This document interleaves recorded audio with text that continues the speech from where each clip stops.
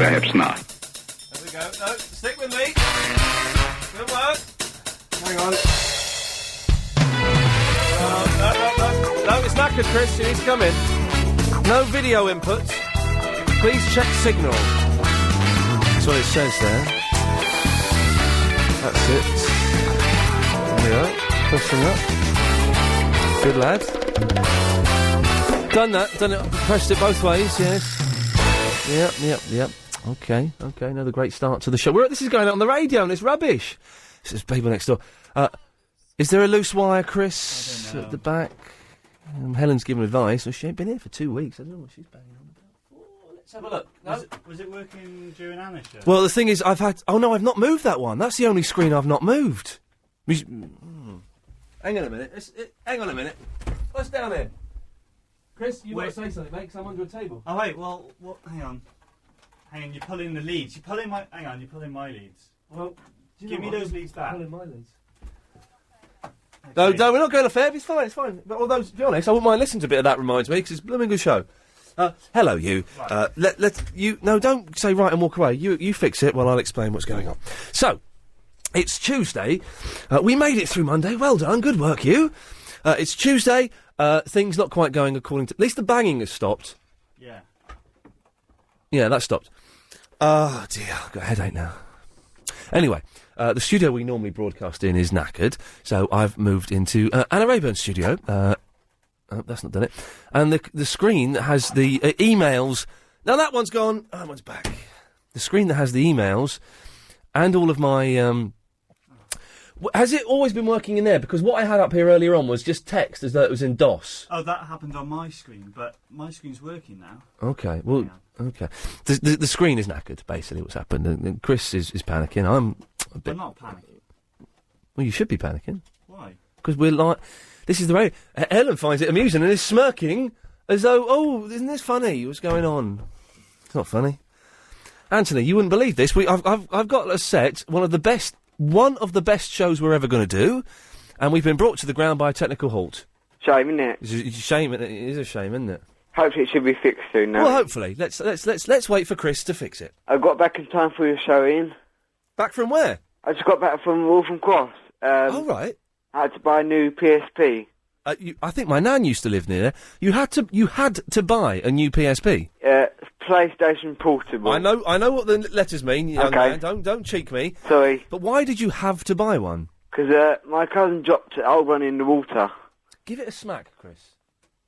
No, don't do it like that. If you're going to hit it, if you're going to hit a screen. There we go. That. Yeah, nice one. No, it's not close. No, don't see what happens now, because sometimes it does that, then it goes into it. Okay. Why did he drop it in the water, Anthony? He was running, had it in his pocket, and he fell out. What, he was running near water? Yeah, he was running. Basics, isn't it? Never and he run dropped it in a puddle. A puddle? When did this happen? Because we haven't had rain for about 3 months. It was about last week. Last week it happened. But we haven't had any puddles. I know. He said he did over there. Over there he did. I don't believe him. I think a friend of mine, many years ago, got very, very, very drunk at a party. Yeah. Very drunk at a party. And he just bought... This was at college, but he was quite rich. Yeah. He just bought an £800 stereo system, stacking stereo system, with NAD speakers and everything. Yeah. Oh, hang on a minute. Hold your horses. Yeah. Crazy Bob from Clive Bull's show has just called in. Crazy Bob, can you help? Well, with your situation? Yes, the email screen inside the studio that you normally use has gone. Oh dear. Have you had a good fiddle around and sort of just bunged the wires sort of back towards the screen? Bummed the wires? Bung the wires back in towards the screen. That's what I normally do. Oh, I found some more wires. No, don't touch any more wires. Right, so hang on, I'm going to bum the wires. Is it all horribly sort of tangled up? Can you grab that one? Hi, Bob. Grab that. Bob, Is it horribly tangled up at the minute? Bob, Anthony's here as well, if you want to... Oh, hello, Anthony. Hi, Bob. How are you? Yeah, I'm very good. Well, that's a power lead. You don't know Very that. hot today. Yeah, it is hot today. Yeah, I'm just melting in my car at the minute. Are you? It's getting power, Chris. Yeah, it's 36, although I'm never quite sure whether I trust my car thermometer. It's going to be hotter tomorrow as well. Hey, Bob. That's what Bob, they say. get this. Anthony reckons his brother dropped his PSP in a puddle. That's what he I says. was hearing that. Well, I haven't seen any puddles for about 2 months. But he paid for a new one, so it's okay. Is it worth getting a PSP? Because I keep thinking about getting one. They are really good. They've got really good graphics on it, and you can update it as well. Oh, really? What? How do you update it? I think you've got to go on internet, yourpsp.com, and then you get a USB mode, and then you just update it from there. It's got instructions on the website. Right. Has it got lots of sporty type games on it? Because I'm sort of into the football games. It's got FIFA on it. Like you can be Watford on FIFA. You've got FIFA 06, FIFA World Cup. Oh, but the thing is, I've got to wait now for FIFA 07 because presumably when FIFA 07 comes out, Watford will be in the Premiership on FIFA 07. That's true. Yes. Yeah, congratulations to that. Yes. Oh, thank you very much. Anyway, Bob, sorry, we're having no luck with this. Oh, aren't you? No. Oh dear, that wasn't really why I rang in. Sorry, I thought it was. You've got something else, have you? Okay. Yeah, well, I was just going to ask you what the speaker situation was like in the office today, because I've got some very, very big earphones that I was going to bring with me, and I just wanted to know whether it was worth bringing them. For those people who don't know, I mentioned it yesterday, I heard Clive mention it yesterday, someone has brilliantly thought of putting 10 speakers around the office at LBC and playing LBC, a brilliant radio station, all the time, very loudly. To the point where it's very tricky to work. At the moment, when we left the office, Bob, they were off. Oh, were they? They were off. Right. With talk, and I think this is going to work in your favour more than ours, talk of there being 2 settings, a daytime setting, loud, right, and a nighttime setting, nice and quiet. Oh, that's good. Well, no, because it's not. Last night, I was trying to chat to Bill Buckley while I was fiddling about with the podcast, and I couldn't speak to him. It was impossible. We were shouting at each other. He's got a very soft voice at the best of times, doesn't he, Bill Buckley, bless him? Yeah. But as far as they're off at the moment. And right, okay. Let's just say, I'm mentioning no names, an underground movement is taking place, of which you're more than welcome to join, although I don't know who's organising it, which is trying to get rid of those speakers. Well, Clive was talking about bringing in some pliers, but I talked him out of it. Let's do this by the right routes if we can. Let's not take... Yeah, I think that. So what about your screen? Is that back on yet? No, it's not on. Is there sometimes there's 2 sort of adjoining cables that have to actually be pushed in together? Yeah, no, well, listen, Chris has gone... Oh, do you mean these? Bob, you should buy a PSP. They're good. No. Right, okay, yeah, I will, because they're not too expensive either, are they? No, you can get into second-hand or new. All right, now steady on. This behaviour may be acceptable at 9 p.m. It's 12 minutes past 3, and our listeners expect a little bit more professionalism. Oh, how long do the batteries last on your PSP? Oh, God. About 7 hours. Oh, that's not too bad. Although, if you watch films on there, they die. They die. But you can get... I've got a battery extension that gives it 4 times the amount of battery life. Oh, cool. And I've got a 1 gig memory stick as well. That's what I need to get. Well, I discovered something quite worrying, by the way, today, Ian. What's this, Bob? Well, I was talking about you to my wife. Yes. And my wife revealed that actually she fancies you a bit. Oh, hello there. I know. I wasn't sure how to take this, really. So she likes tall, slim men, Well, I wondered whether this was a sort of tall thing, or... I don't really know, but I don't know. It's obviously not a looks thing, because, it might be slightly affect sort of our relationship, because I feel a little bit uneasy about it now. I wish she hadn't told me, really. I'm sorry. I hope that, it's not my fault. There's nothing going on, I assure you of that. I just wanted to make sure, really. Listen, I promise you, as a gentleman, as I like to think of us as friends, there is nothing going on between me and your wife. She saw you on BBLB, and I think that was, she liked what she saw. He's saying that through gritted teeth, isn't he, Anthony? Yeah, I think so. Yeah, I think so as well. Well, Bob, I'm very sorry, but, if you love someone, you've got to let them go, and if they love you, they'll come back. If not, they'll come to Muswell Hill.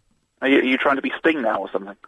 A little bit, yeah. Yeah. Okay. Right, okay. I'm going to have to go because my daughter's about to come out of school. Oh, and this will be inappropriate. Okay. Yeah, it would. Thank you, Bob. All right, well, I might see you later on, yeah. All right, see you later. Okay, bye.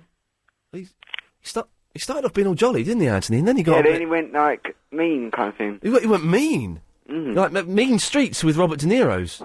Yeah. Anyway, so the update. Sorry, I really was planning a brilliant show today, and this has scuppered it, but... Hopefully it'll get better. Sorry? Hopefully it'll get better. Well, hopefully. The screen is still broken, but I see that Chris is on to the emergency support. Hopefully, yeah.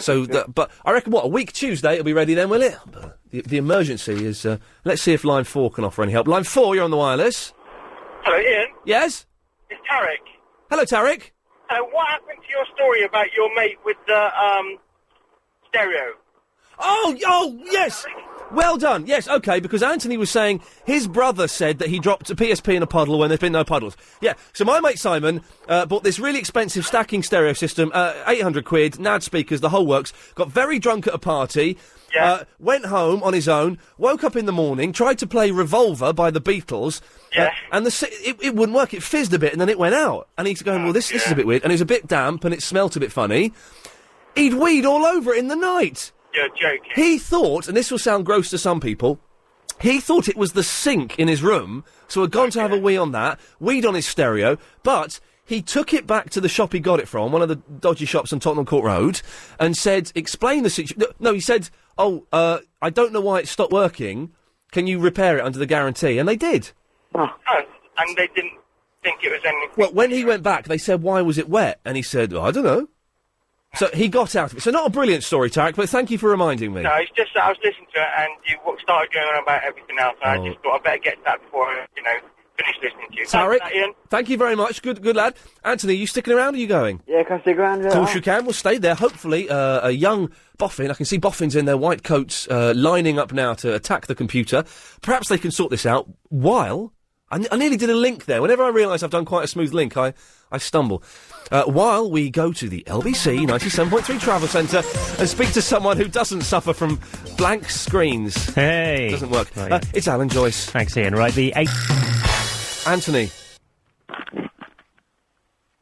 Hello? The screens are working! All working? All working. Good. That's hey, good then. I've had an email from Polly and an email from Graham. What are they saying? Thanking me for the Craig Neal CD that we sent out last week. Did you get yours? Someone's at the door now. What? Someone's just knocked at the door in, don't we? Someone's at the door? Yeah, I don't know who. Oh, God, maybe it's the postman. Wouldn't it be funny if it was the postman delivering your Craig Neal CD? I can try and have a look. Yeah, go and have a look. This could be brilliant. I'll take the phone with me. All right. Hello? Postman? Do you understand? Can't hear anyone. What? Okay, cheers. Ian? Yeah? He's just gone, he's on a bike, so... He's on a bike? He's got a package here. If this is the Craig Neal CD, I'm going to kill myself, because this is amazing. Oh, just open it. You can hear that. Okay, yeah. What is it? It is, No. Craig Neal CD. No, it's not! I'm not lying. It is not the Craig... Is the gentleman still there? No, he's gone. It says here, Craig Neal exclusive dreams. How the flipping hell has that happened? It says to Anthony, enjoy, and he's signed it as well. And it's just... Anthony, I want you to swear on your life, it has just arrived now. I'm not lying. I swear on my life. I swear on my mum's life. Isn't that amazing? It's got 1 to 11, Angels of Mind. All right, don't need to read the songs out, mate. Sorry. Let's not get silly. Well, Craig Neal, Helen, was the fella that came Music Thursday last week. Did the Sweet Caroline, the slow version. Nice fella. I'm going to record a version with him. We sent 10 CDs out. Just saying that 2 people have emailed in saying thank you. Anthony's arrives just as we're doing that. That's a bit late. Steady on, mate. No, don't... No, I'm just saying the postman's Oh, a bit late. yeah. Anthony, are you in any way connected with voodoo or witchcraft? No. Do you ever phone the psychic show? What? No. No. I suggest you get involved with both of those things, because I think you could benefit from it. I suspect you are an angel. Okay. Yeah.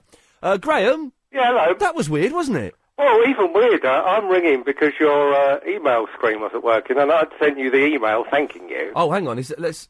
Yeah. Oh, I see. I got a bit emotional typing it, but I've sort of recovered now. Yes, Ian, thanks very much for the Craig Neal CD. I thought I was too late asking for one, as there was a lot of interest on the day of his interview. There was a lot of interest. Bless you guys. Sorry, I'm choking up here from Graham. I'm filling up again now. Well, let's not get carried away. Oh, okay. I can't have a grown man crying on the radio. I've got over it now. Good work, yeah. Have you listened to it yet? Actually, let's have a... Let's have a little spin of it. This is the fella we had on last Thursday. Hang on a moment. Nice chap. What's his name, Ian? What's my name? What's his name? Graham. Oh, okay. Hello, Anthony. Hi, Graham. You alright? Yeah, so you went to Waltham Cross and survived without getting knifed, did you? Yeah, I did. Oh, that's good. Yeah. Yeah, Waltham Cross, the great thing about Waltham Cross is, well, leaving it, really, isn't it? Yeah, best thing, but I work on the Friday market, so... Oh, right. Oh, that's how... There's a Wetherspoons pub there, isn't there? That's yeah. Right. My nan used to live at Waltham Abbey, I've just remembered. Waltham Abbey's nice, yeah. Nice area. Well, it used to be, anyway. Yeah. Yeah, it's, That's a bit odd with Bob earlier, wasn't it? It was strange, wasn't it? He hung up a broken band. I assumed he was calling him because I'm in the room that he uses, in the studio that he uses when he's doing Clive's show, and I thought he was going to give me some technical advice about fixing the screen, and in the end it turned into a stay away from my wife. I think he was quite tactful, actually, hanging up before his daughter got in the car. And if his daughter's listening now, don't worry, love. No, don't. He's not having an affair with your mum. Don't, because you say these things to young people and it all gets confused. No, let's, no, steady. Graham? But he's not having an affair with your mum. No! Oh, blimey. Graham? Yes? Did he sign your CD? Oh, he did. He said, thanks, Graham. I had to send Anthony one, but don't let that put you off the CD. Oh, blimey, that's good, isn't it? Yeah. I thought Can we have a listen? Let's have a bit. Go on. All right, hang on. What number is this? That's it.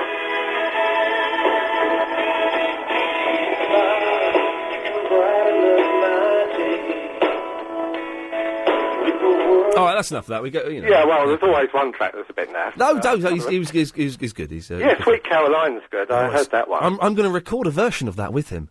Oh, right. Is that going to be released commercially, or...? It is going to be released commercially at some point. I don't know how that works, but yes, I will be a number 16 in the charts. Graham, anything else, sir?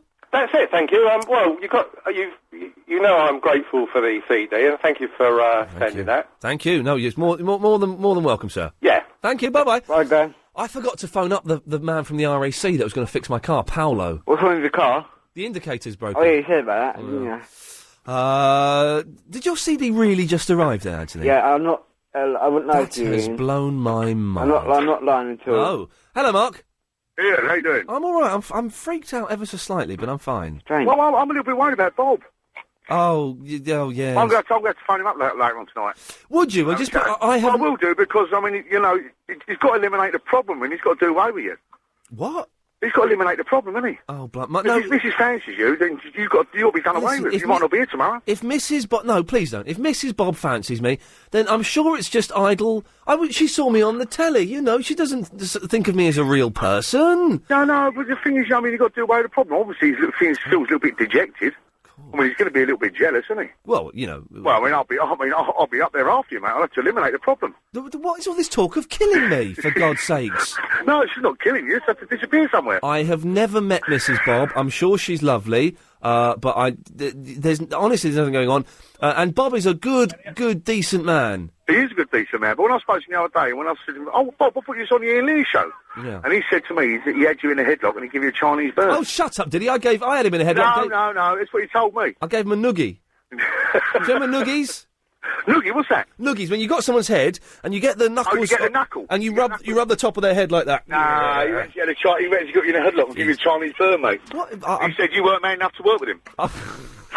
Do you know, there's some truth in that, though. But, no, the reason I'm ringing you up is you talk about your friend weed over his hi-fi. He weed over his stereo, a really expensive stereo, had it for a week. He took it back and they fixed it, fair play. I could beat this. Go on. I could beat this. I had literally thousands of pounds worth of train set when I was about 12. Thousands of pounds worth of train set? Train set, yeah, in a box at the bottom of my bed. Oh, right. All of my bed. I saved up, my nan and granddad bought them and that. Yeah. And I woke up one morning about 3 o'clock and my sister was sitting on the box. She opened it and was weeing on it. She sleepwalked, so thought she was in the toilet. Oh, no. Completely ruined the whole train set. Oh, you are... The electric one. Sorry? Was it electric? It was electric one, yeah. She didn't electrocute herself, no. So, Anthony... but the thing is, I woke up and I... Yes, Mum. And I thought, what's that?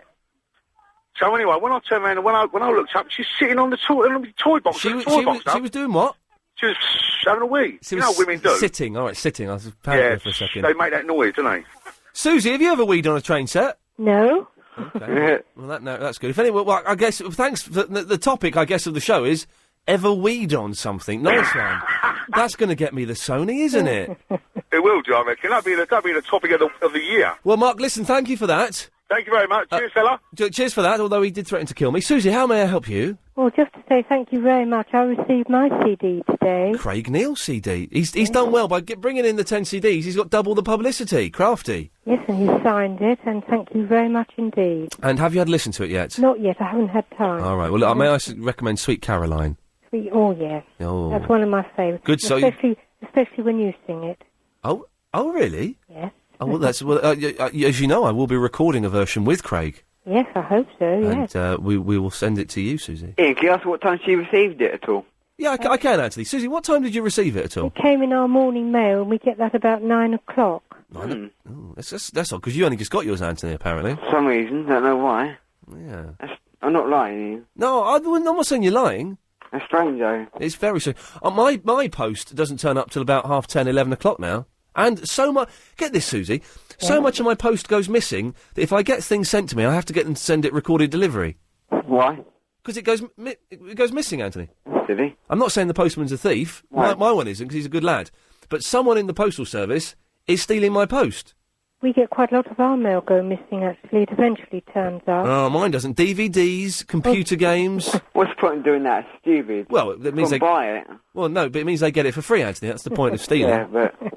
Well, Susie, I'm glad you've got the CD. Oh, and thank you so much. It's an absolute pleasure. That's very kind. Thank you. It's going to be a good one today. Thank you. Right. Oh, I've not got time to... What's the name? I've not got time to set the show up or anything now. Do it quickly, I haven't got time, really. Oh, you're news now, then? Well, we've got ads, and then we come back and then we've got 30 seconds, and then we've got the news. So I reckon... here's my plan, Anthony. Let me know what you think. Yeah. I'm going to talk for 20 seconds, up to the ads, come back, me and you have a little chitty chat, just to fill that 30 seconds, come back after the news. Yeah. We'll set the show up. Yeah. We'll sell everything. And get it going. And we'll get it going. Sounds good. I'll talk to you in a minute. Okay, I'll speak to you in a minute. I've got 4 seconds. Okay, here's the news on LBC 97.3. Well, it's the ads. I'm Gary King. Go to lbc.the show. So, Anthony, we're agreed. The plan is you and I are going to talk for 30 seconds till the news. We get back from the news, and then I set up the show, put out my stall, got good topics, car revenge, Chris hasn't got an idol, seeing the toilets in Coronation Street for the first time. But I forgot about that bit. What do you mean you forgot about that bit? About she's going to join Coronation Street. Who's joining Coronation Street? Oh, I thought you said that. Sorry, I thought you said about Coronation Street. I said about the toilets. Oh, sorry. Hey, do you know what we've just done? What? We've talked for 30 seconds. Cool. Here's the news. Oh, dear.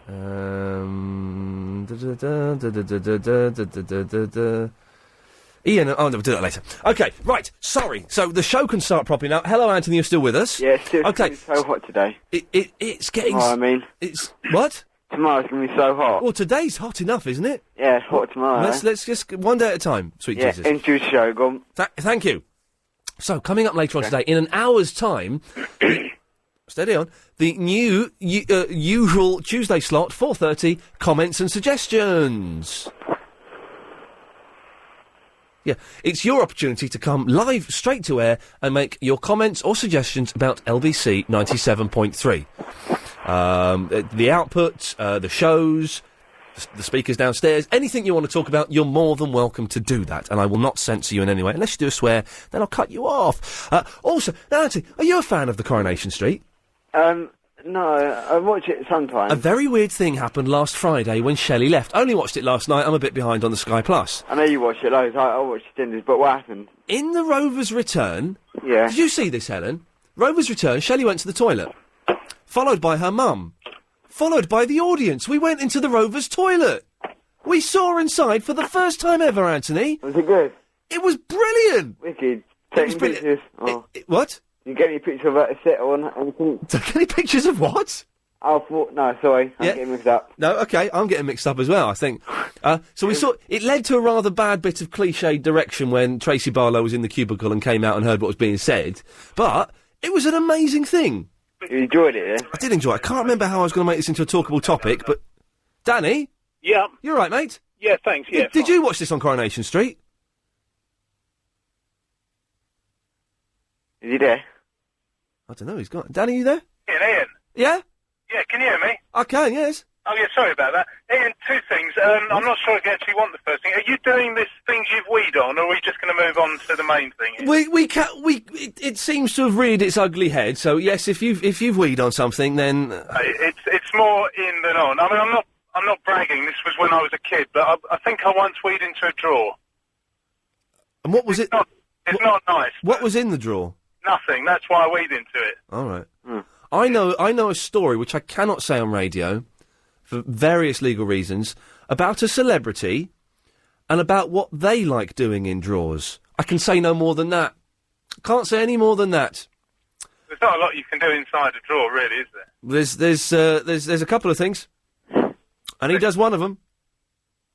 Well, look, Bob, this Bob thing. Oh, God, this is... Look, Ian, seriously, you're a bit... I know you're a little bit out of whack today because of this spooky thing with Anthony. That's freaked me out. Pardon? If I'm not wrong, this is the guy that you took on as your producer. Yeah. He came the big iain, very mouthy, what he wanted to do, what he wasn't going to do. He was full of it, yeah. By the end of the conversation, you said to him, we'll talk about it later. Yeah. He fell apart. He was an emotional wreck. He is. I think he's a loose cannon. I think it's kill or be killed. Whatever that guy's name was about 10 minutes ago. Graham? He's got the right idea because he's coming for you. Oh, no, not Graham, it was someone else. Yeah, no, there's no killing going to be be involved. I'm going to... Ian, you're kidding yourself. He is an emotional cripple. Bob has called up saying that his wife fancies me.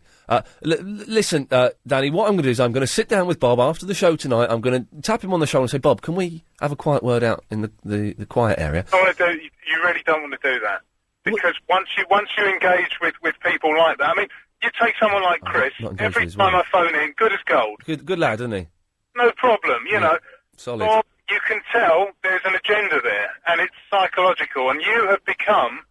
If you are psychiatrists, I once had a friend who was a dentist, and one of his patients had centred on him, because the patient, unfortunately, was... a fruitcake? Yeah, he was a fruitcake. I was going to put it more technically. He was a chair short of a full dining... Hang on, no. He was a sandwich short of a picnic. He was a window short of a... No, hang on. There's He was a sock short of a football kit, but... There we go, thank you. He had centred upon the dentist as everything that was wrong in his world, for no reason whatsoever. Yes. And this whole Bob thing with you, I can see where it's going. He was a cooker short of a kitchen, does that work? Doesn't really work. He's a Formica worktop short of a whole fitted kitchen. Here we go, here's one.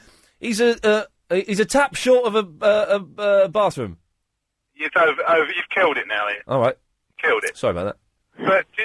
I've got your welfare at heart. That's my general point. I think we all don't want to pick up the paper and see some horrible picture of you having been macheted or whatever by some psychopath who... All right. You know, I mean, I don't know the guy from Adam, but... Danny, I'm going to have to cut you off. Please. Because he's terrifying me. Absolutely terrifying me. Ian, why did you say my name for? When? At the start of it, he said my name. Who did? Danny. No, he didn't. Didn't he? Did he? Oh, he said it was weird that we were talking about Craig Neal and your CD arrived as we were talking. Oh. So, I had loads of stuff to talk about and I can't... I talk about... I don't know whether to talk about the Marylebone Road incident. It's a little bit... It's a little bit vulgar. Is it? Be vulgar. Who's that? Anthony's 19, so we can have this discussion. If anybody was driving along the Marylebone Road at about, let me see, 20 past 12 and saw a rather chunky lady... in a short black dress, and if you saw her, you'll know who I'm talking about. Oh, I'm not giving out the number yet, have I? That's why I haven't got many calls. What number, Ian? The phone number, 0870 9090 973. That's the one. If anyone was on the Marylebone Road and saw, I think she was going into the Royal Bank of Scotland, about 20 past 12 today. Chunky woman, short black dress, 0870 9090 973. If no one's called by one, by four... By one? Buy one, get one free. If no one's called buy one, get one free, I shall tell you what I saw. Anthony, we finished with you. Sorry, we seem to be talking for a long time. All right, that cattle that my mate had... I should explain to Helen because she wasn't here. Looking after a mate's house for the week. Yesterday was day one. I went in to feed his tortoise and water his plants, filled the kettle up with water to water the plants and broke it. Within 30 seconds of being in there, I broke his £50 kettle. Yes, Anthony. He's going to get a new one next week. Well, the thing is, you can get it... you need it by Friday. Terence Conran designed, but you get them from Sainsbury's. Sainsbury's sold out. Are they? They've sold out. Oh, dear. I'm in very, very big shtuck. You have to win lottery or something. I'm going... Well, not win the lottery. I can afford a £50 kettle. It's just I don't know where I'm going to get... Where's it going from? What's that thing at 4:30 we're doing, Ian? Comments and suggestions, Anthony. Okay, that would be good. People can call in and say what they like or dislike about this show and all other shows on LBC 97.3. I think it's all okay, I think. Sorry? I think it's all okay, nothing wrong with it. Oh, well, that's very kind. If people want to phone up and say that, then they're more than welcome to. Anthony, I should move on because Ian's waiting. Okay, I'll let you go. Thank you. And of course, see you later. Good lad. I like Anthony a lot. He's a very nice fella. Ian's in the Surbiton. Thank you for being my friend. See, what happens if you don't give out your number? I slip under your defences and get onto you. Why are you singing the theme tune to the You're Golden my friend Girls? on MySpace. Do you remember when the Golden Girls was the funniest show on British television? Yes, things were desperate then. They were desperate. People used to love the... Did you see the Golden Girls? And also... I never missed an episode. I was noticing on German TV, they get it twice a night, but that's by the by. The old woman who plays the mum is actually a year younger than B. Arthur. Oh, God. It's true. It's absolutely true. Oh, dear. Now, maybe you can help me with this bit of TV trivia. Someone today, who I have no reason to mistrust, told me, you know Steve Irwin, the crocodile hunter? Yes. He's the... Here we got a great big crocodile. Just bit my arm off, but I don't care. Bit my arm off, I don't care. I'm gonna go and pull its tail. Oh, it's got a bit angry there, mate. It's got a bit angry. Now, someone told me, and I don't know if this is true, he has on his back a tattoo of his own face. If that's true, that's brilliant. If it's not, it's a great urban myth that I think we should keep going. Do you know if this is true or not, Ian? Well, I actually think when the crocodile's spinning around the water, he might see himself going down. That would be it. Could be it. I don't know. I sent him an email once. He never replied, which means he's got a lot of common sense, I should think. Mike Mendoza is afraid of Iain Lee. Oh, the Mike Mendoza alarm has been sounded. That means we have a caller to the Mike Mendoza show here. Ian. Hello. Hello there. Now, I was looking at your website. Thank you. Which one? Well, I think it was your MySpace one, which had the pretty girls on it. Oh, yeah, that's the MySpace. I thought to myself, what a dashing young man he is at 6'4". The real Iain Lee. What a good Doctor Who you'd make one day.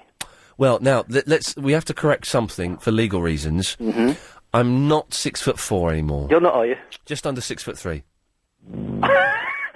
Okay. Not funny, mate, not funny. I got measured the other week, and it was revealed, the woman said, oh, just under 6'3". I went, sorry, what?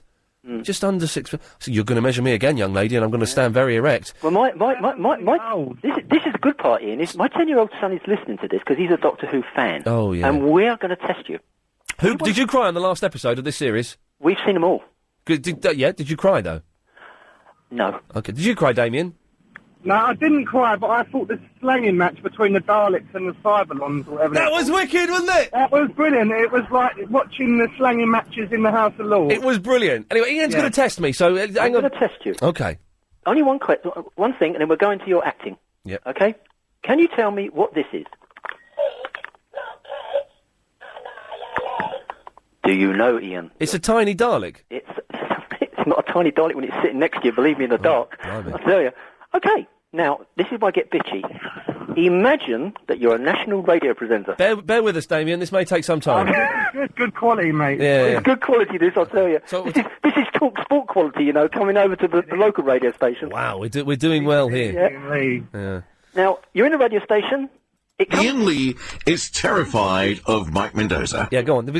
Shall we pretend that you're a satellite Sky shopping channel trying to cure cancer? Shall we do that? Oh, that was brilliant. It's good, isn't it? That was brilliant. Anyway, let's get... I was supposed to mention that to you, but I decided not to, but you found it anyway. No, I've seen the clip. Oh, it's brilliant. I've seen the video.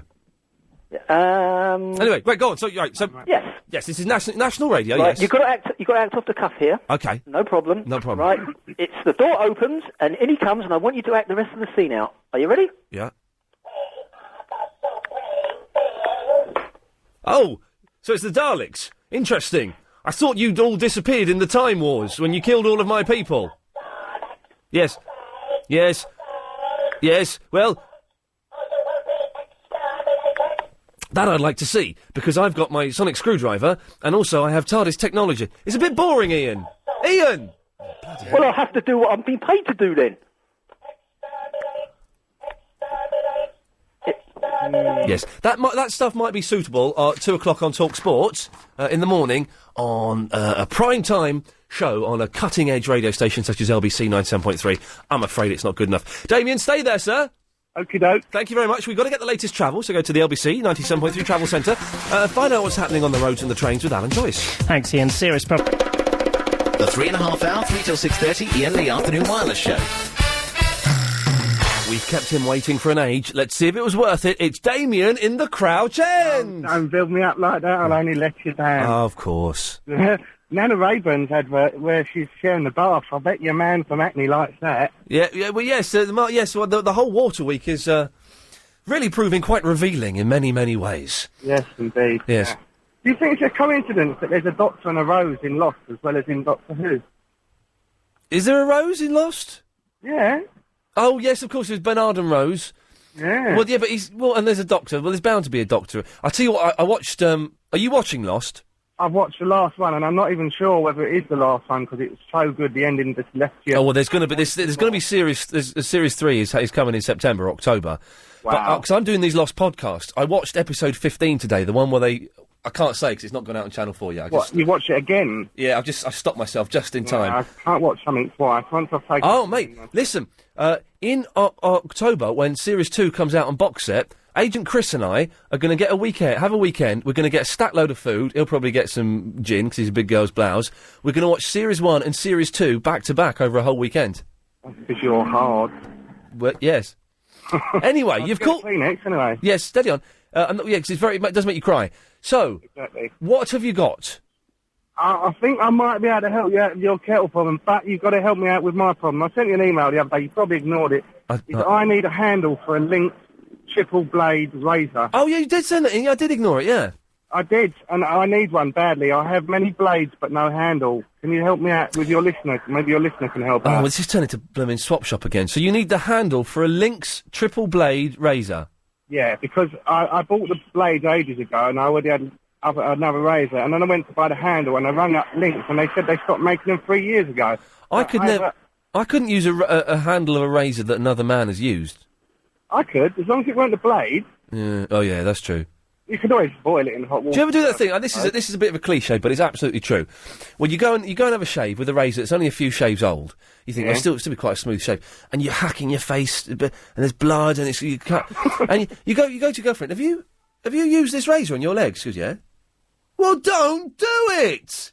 It hacks my face up, you silly moo. Imagine if you used the one she shaved her legs with to shave it on. They're cheap, rubbish, disposable ones that girls use on their legs. No, thank you. Yeah. No, thank you. Next. Did you know that when razors are blunt, they're not actually blunt?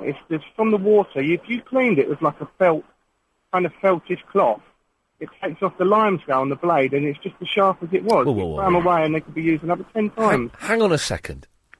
You're saying that disposable razors and razors in general, they don't go blunt. They just get lime scale on, which can be wiped off so you can carry on using it? Yeah, not with a normal cloth. You need I saw a program and a guy invented something, but he couldn't get the licence because none of the big companies wanted him to use it. Oh, that's your money. Yeah, and do you know what? They made a car that runs on water, but they bought the oil companies killed the man that invented it. True, I was paid to do it. Yeah, I'm not sure I believe that. If anyone can verify that, 0870. What's the number? It's true. 9090973. I nearly gave out Talk Sports number again. I've been doing that a lot recently. Because you've been calling them a lot. I've not recently, but maybe I have, or maybe I haven't. I was watching one of these quiz programs, and this woman on it mentioned Mike Mendoza, and she brought a picture of him up. Oh, right. He's a good friend.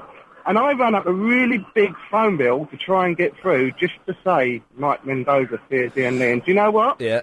I didn't get through. I rang up. The thing is, don't phone the ITV one because you'll never get through. That was the ITV one, yeah. It's really. I rang up 30 times the other night on my mobile. Blooming heck, that's about. How much is it? £1 a go or something? It's £1 a go from a landline, and after 20, you get a message saying you've called this number 20 times.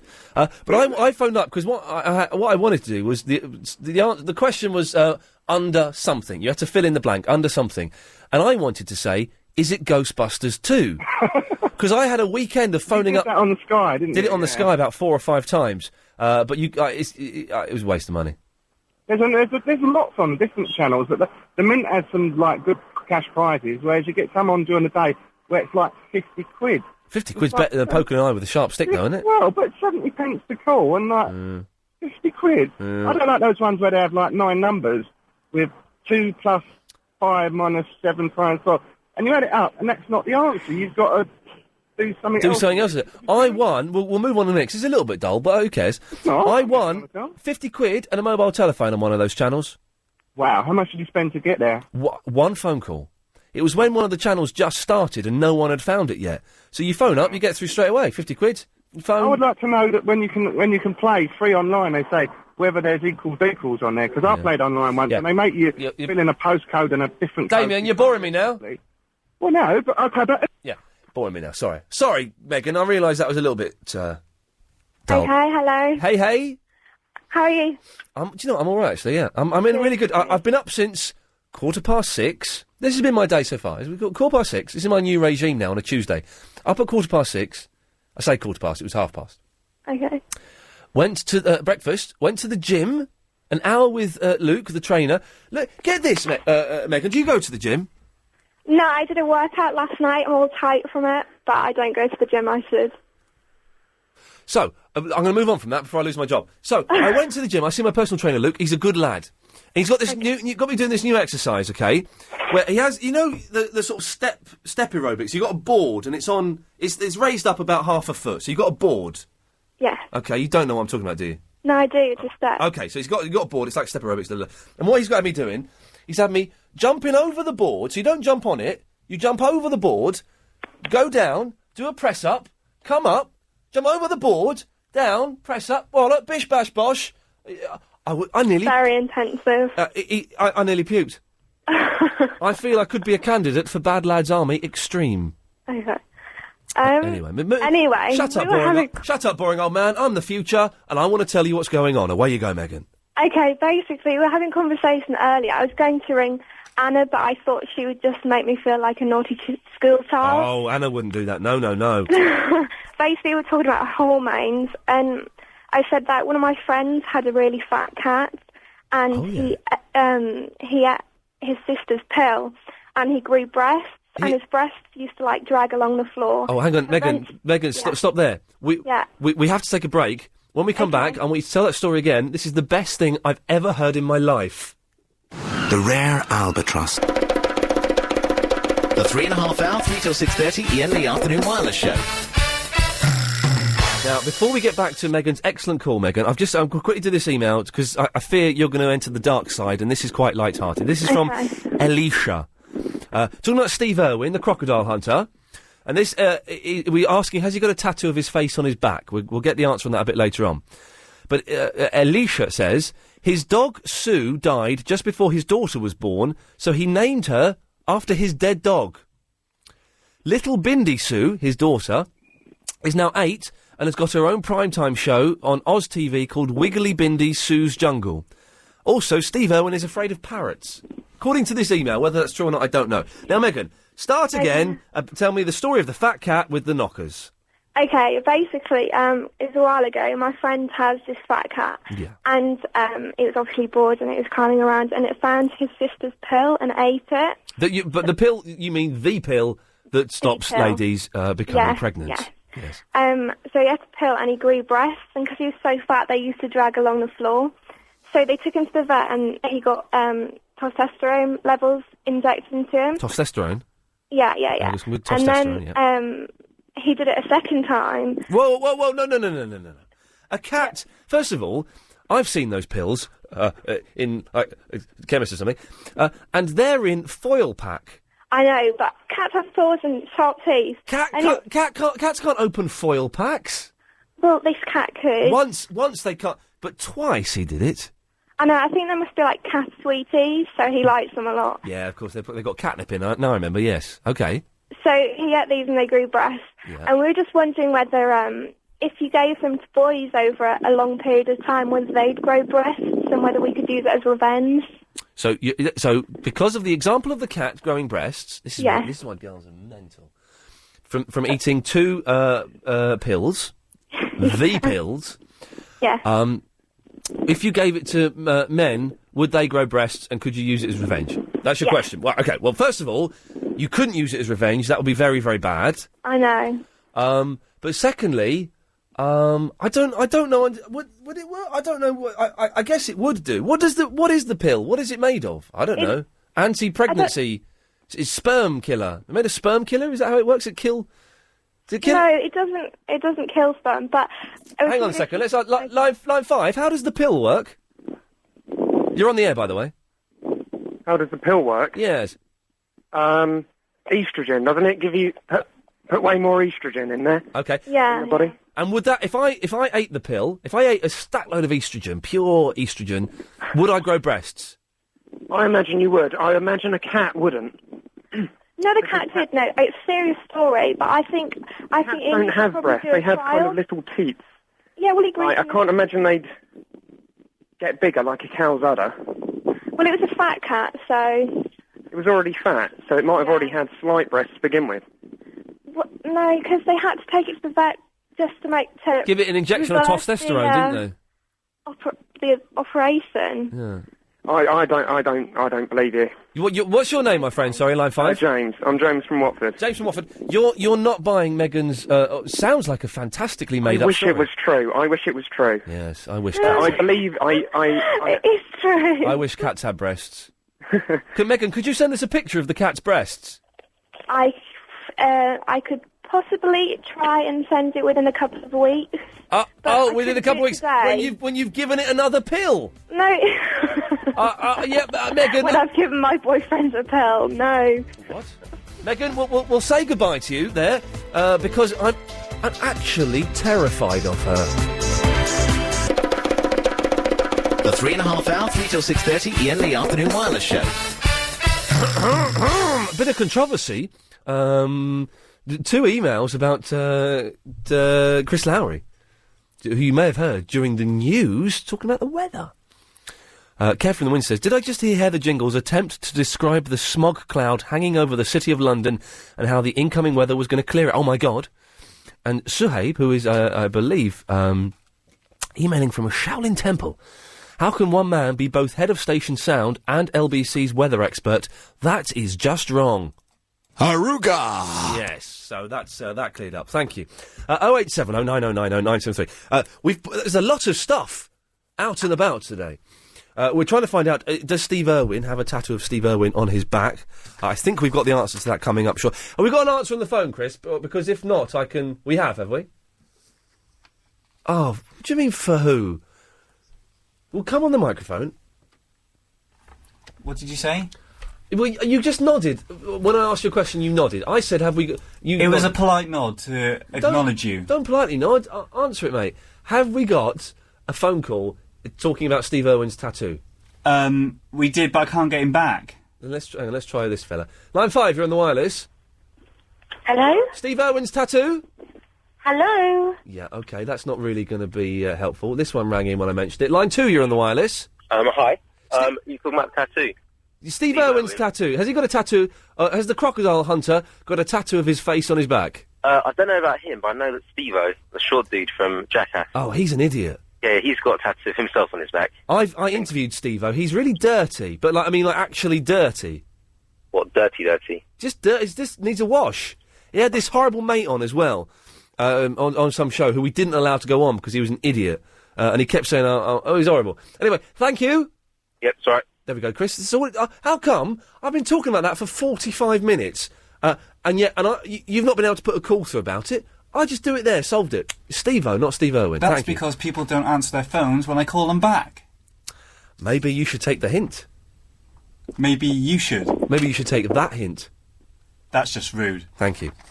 You talk to me on the microphone when you talk, 'cause otherwise it's a bit, whatever, I'm not bothered. So, no one's called in to say they were on the Marylebone Road today at about 12:20 by the Royal Bank of Scotland. Lisa, shall I tell you what I saw? Hello there. Yes, please. Thank you. Driving along the Marylebone Road today, towards the end of it, it's the Royal Bank of Scotland. It's on my left-hand side. Very, very hot weather today, isn't it? Yes. Yeah. I'm melting. Oh, gosh. So, driving along, and I saw a rather chunky, I quite like chunky women. Okay? That's me. I find them very sexy. She was quite chunky, but good, in a very short, tight black dress. Very tight. Her boobs were pushed up to her eyeballs. Very short. And she was walking in front of me from right to left, so I could see her front as she was walking. I thought, oh, fair play, I'm stopped at traffic lights. Normally a bit boring. This is going to make things a little bit more entertaining. I'll have a look at this. She looks all right. And then I saw some blokes behind her having a laugh, and I thought, well, that's rude. You know, yes, she looks a bit rough, but that's not nice, laughing at a woman. Then she walked past me. I saw what she was what they were laughing at. Mm-hmm. Her skirt was so short, I saw her bum crack. But not just a little bit. I saw her whole bum, and I don't think she was wearing underwear. Now, whether she pulled it up too tight and it was hoiked under her belt or what, I don't know.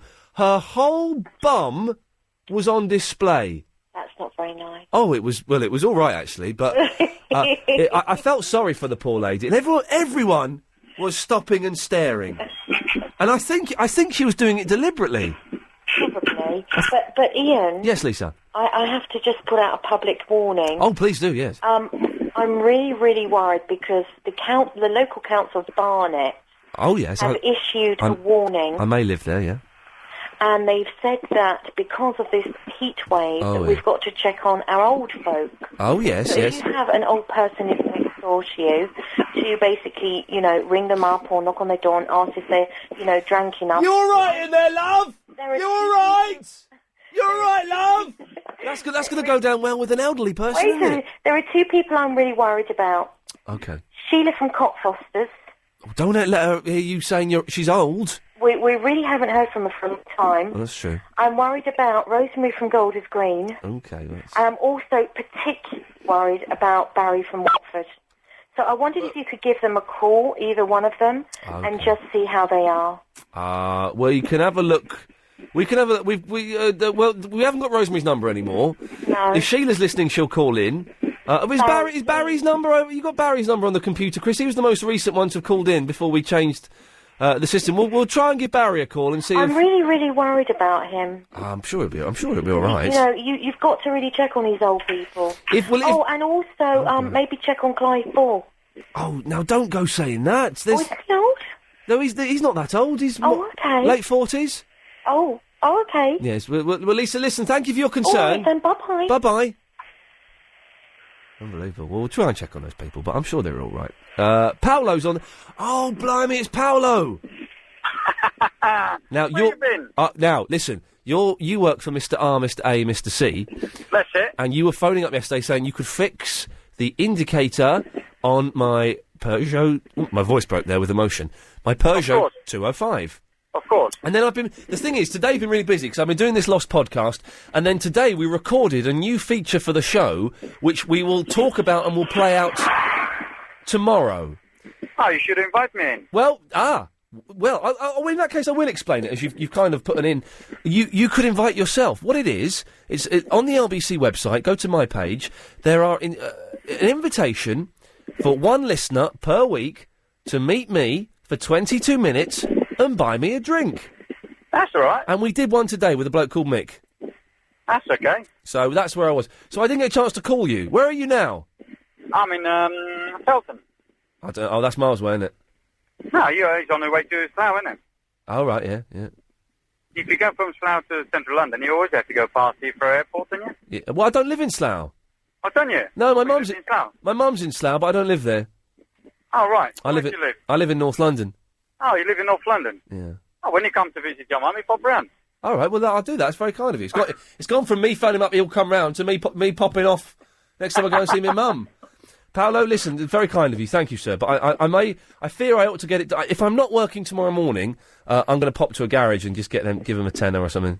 That's very easy. Don't drive around. But I don't know how the law is actually specifically, but I think you can drive during the day, only during the day with hand signals, not in the night time. I wouldn't drive during the night time with hand signals. That's against the law. I think it's okay. And if a police stops you, just I'm on my way to the garage. If the police try to stop me, just put the pedal to the metal and get out of there as quickly as I can. That's my advice. Although it's not good advice, so I don't suggest not good advice. Not good anyone. Are you working today then, Paolo? Yes, I'm working today. How many breakdowns have you had to go to? Not many, actually. Probably about 5 or 6. Hey, get this. I was parking my car today at this really expensive garage in town, and my car's an automatic. And it's one of those garages where you give them the keys and the fella parks it for you. It's like 25 quid for 4 hours. Unbelievable.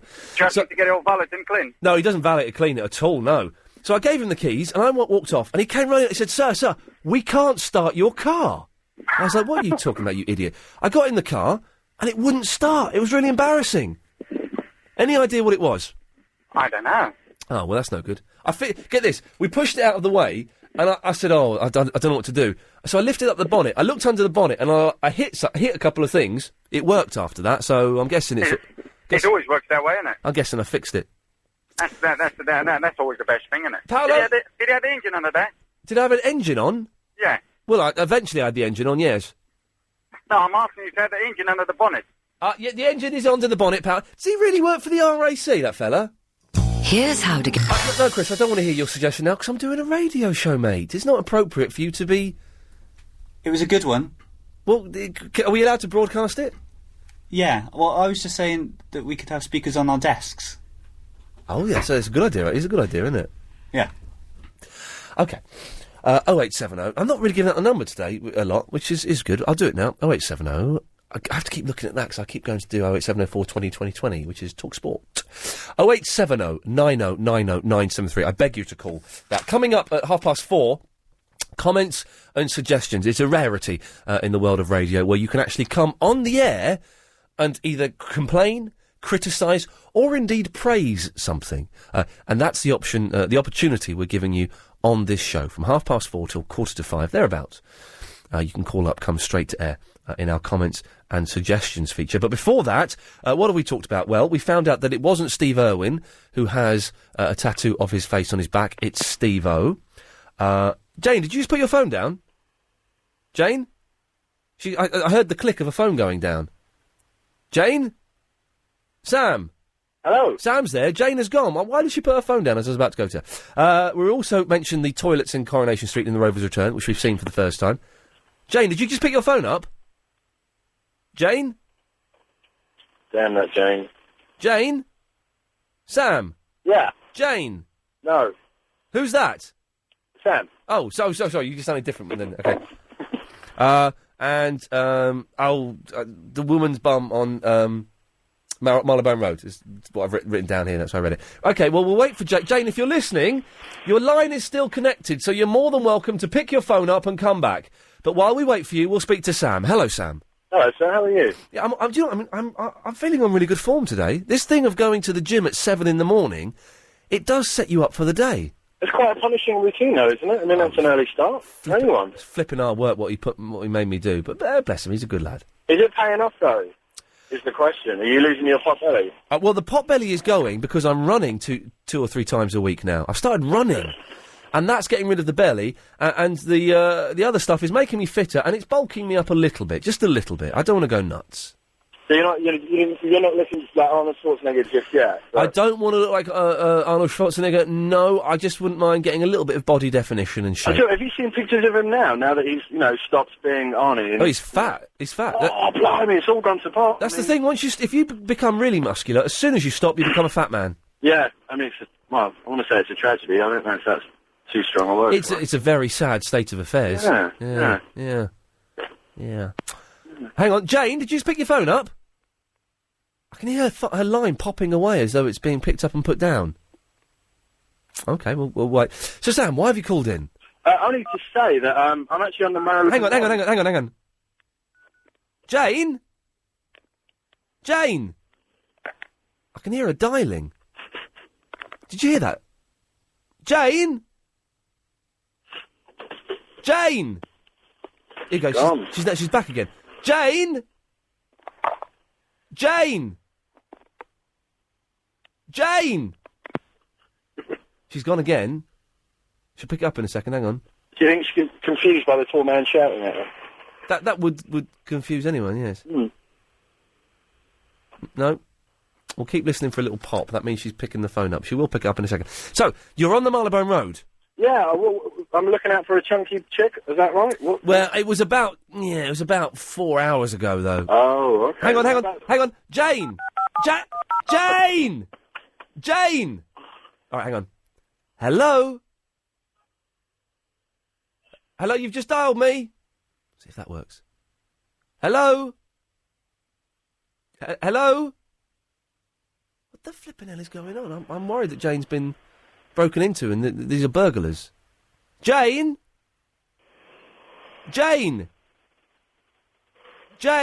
Is this... Chris, you're the producer of the show. Is this good radio, me shouting the name Jane over and over again? Works for me. OK, good lad. Jane! Jane? Yes, Sam. Oh, God, I'm going insane. Hello? Jane? Sam, is that you breathing?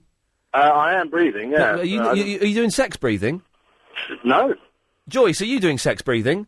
No. Okay. Well, it could be actually. Sound a bit old. Jane? Jane? Jane? Jane? Jane? Jane? Jane? Joyce? Jane? Sam? Yeah. Hello? Hello? Is that Jane? No. Can I speak to Jane, please? Hello? Hello? Is that Jane? No, it's Joyce. Can I speak to Jane, please? Hello? Hello? Is that Jane? No, Jane isn't. Oh. Can I speak to Jane, please?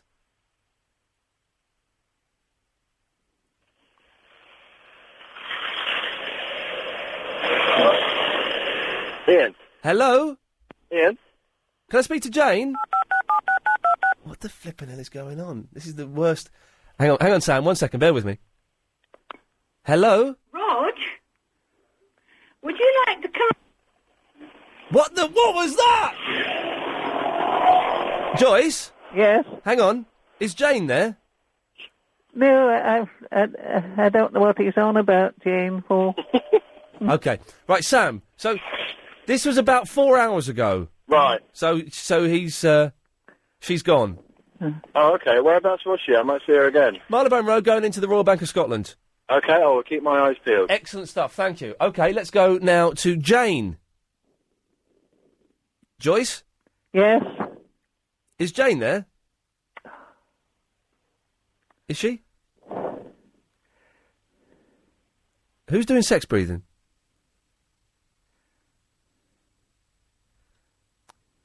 Okay, we'll give Joyce one more try. Joyce? Yes? Hello? It's Joyce here, yes. Oh, hang on. Jane? Hello? Is that Jane? No, it's Roger. Hello, Roger. Are you in Ealing? Am I in Ealing? I most certainly am. You're on LBC... Who am I talking to? This is Ian Lee. You're on LBC 97.3. Oh, that's a surprise. Yes, no, you've been queued up ready to speak to us. Really? Yes, you've done... It might be my wife, but my wife now is not here anymore. Oh, is your wife... Oh, I'm sorry to hear that. Well, she's not actually in the house. She's gone out next door. That's a relief. I thought you... is her name Jane? It is, yeah. She's called in the radio to talk about Steve Irwin's tattoo. Steve Irwin's tattoo? Yes, turns out it's Steve-O. And she's disappeared. Oh, right. Well, I've just come home, and somebody's just handed me the phone, and I ended up talking to you, so it's just as much a surprise to me as anybody else. Okay, well, sorry I can't help you. That's okay, well, tell Jane... We're great listeners of LBC. But not to my show. Who's your favourite? Pardon? Well, well, you sort of get me up in the morning and send me to sleep at night. Who gets you off in the morning? Yeah. Well, at 6:30. Oh, him. Yes. Okay. Do you listen to Do you listen to me? And be honest with me. I won't be upset if you don't. What do I listen to? Yes, when I'm driving home from work. Good lad. I like you, sir. Well, listen. Send our love to Jane. I will pass it on. Thank you. It's very nice talking to you. It's very nice talking to you. We'll say goodbye. Thank you. Bye. Well, what a nice fella. I don't quite know what happened there. Joyce, it's over to you. Hello? Hello? About your kettle. If a kettle costs 50 quid, there should be a 10-year guarantee on it. This is the kettle that I broke yesterday Yeah. at my friend's house. Yeah, the thing is, I broke it by pushing the lid down too hard. Well, that must be a fault with the kettle. Surely you could stand up to more than that. No, it was a fault with me pressing it where I shouldn't have pressed it. I broke it. It's my responsibility, and I'm a man, Joyce. I'm prepared to accept that responsibility. Yeah, but try and see if you can get it back from the firm, the money back from the firm, or get a new one. Good lad, I'll have a word with them. Yeah, okay. Thank you. Bye. By the way, Joyce? Yes? Is Jane there? You know very well Jane isn't here. You just had a husband on there. If you've just missed that bit of Ian Lee, you can the 3.5 hour, 3 till 6:30 Ian Lee Afternoon Wireless Show. Okay, well, it's been an odd first hour and a half, but pretty darn good, I think. If you've just tuned in, you've missed a lot. We'll have a recap later on.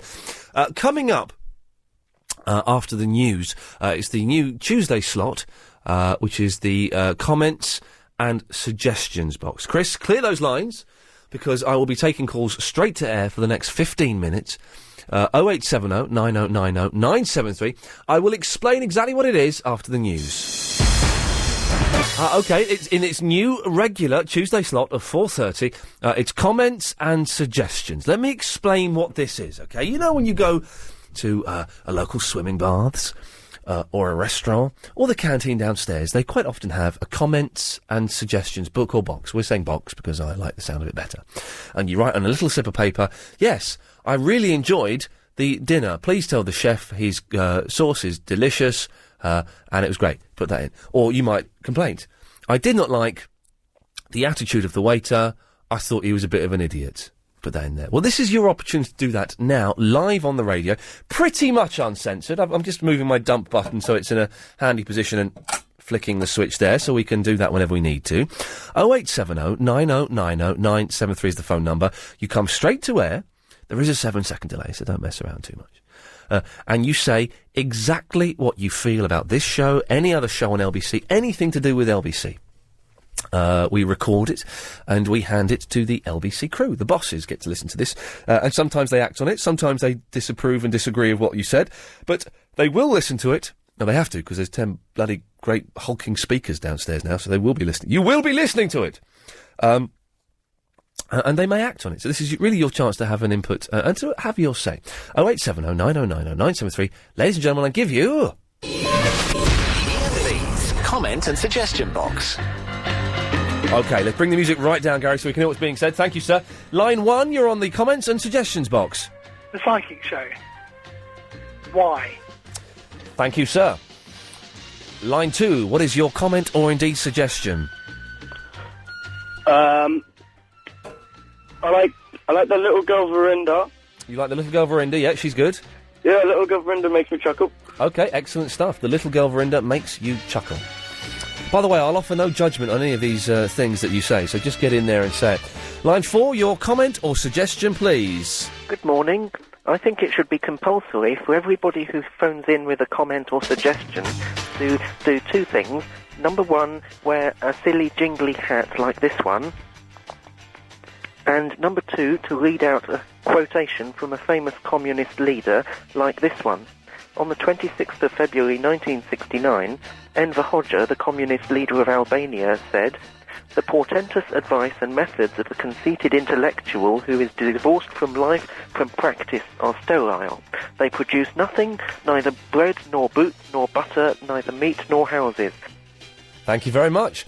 Line 10, your comment or suggestion, please. As a firm that's want to use for advertising, I find your station the most disrespectful station to old-aged people or older people who one would not advertise with you, obviously for different products which affect middle-aged or older people. Thank you very much. By the way, that was a good comment about the advertising. Don't mention any specific adverts or we will have to cut you off, but that was general enough for us to get away with. Thank you very much. Line 7, your comment or suggestion, please. Hello, the cucumber thing is too loud. Oh, no. Yes, we were playing the cucumber game yesterday. Remember, Chris? So don't mention any specific adverts, we will have to cut you off. Line 1, you're on the wireless. Let's all do an LBC rain dance today at 5:30 and bring back Bill Bingham. OK, that's a good idea. Line 6, your comment or suggestion, please. I think, well, I've just come back from school, and I think that you shouldn't have the news every 15 minutes, have them every half an hour. And you're right. I love you. Sorry? I love you too, and you're right about the news. We're doing what we can there. Line 7, your comment or suggestion, please. Anna Raven looks like my nan. OK, thank you very much. Line 6, your comment or suggestion, please. It's Alex, and it's for the 5:38 correspondent update. Oh, no, we're doing the comments and suggestions, Alex. Yes, it's a comment, it's a suggestion. Oh, OK, away you go, sorry. Okay. Could we have it at 4:38, because 5:38 in Paris is too late for me, because it's 6:38. That is my suggestion. Thank you. I know what the answer is to that one. Line 3, your comment or suggestion, please. It's Anthony. Your shows are great, and you should keep it going. Good lad, thank you. Keep it going. Well, we'll see if we can do that. Line 5, what's your comment or indeed suggestion? Please tell Paul Ross to stop going on about movies for 3 hours every morning. And the Iain Lee show is the Bow Wow's bit. Thank you, sir. He's a nice fellow, isn't he?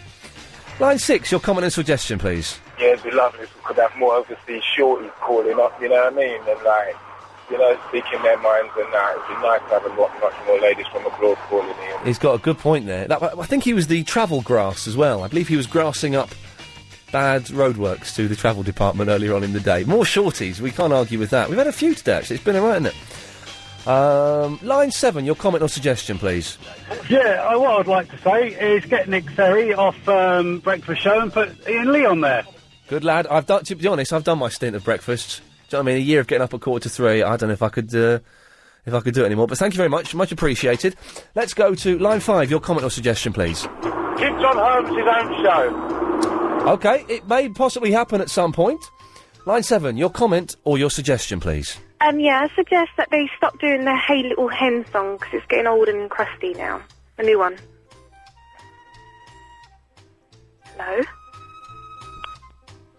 Thank you. Line 4, your comment or suggestion, please.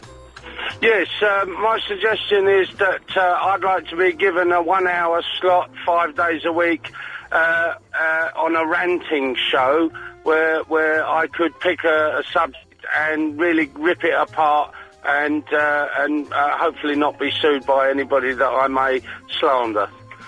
Well, if you're going to slander them, you'll be sued. Well, obviously I'd be given guidance as to how not to slander, but You'll be handed the Ofcom regulation booklet, of course. Of course, and I would read it and absorb it and throw it away and have a rant about that. Line 9, your comment or suggestion, please, sir.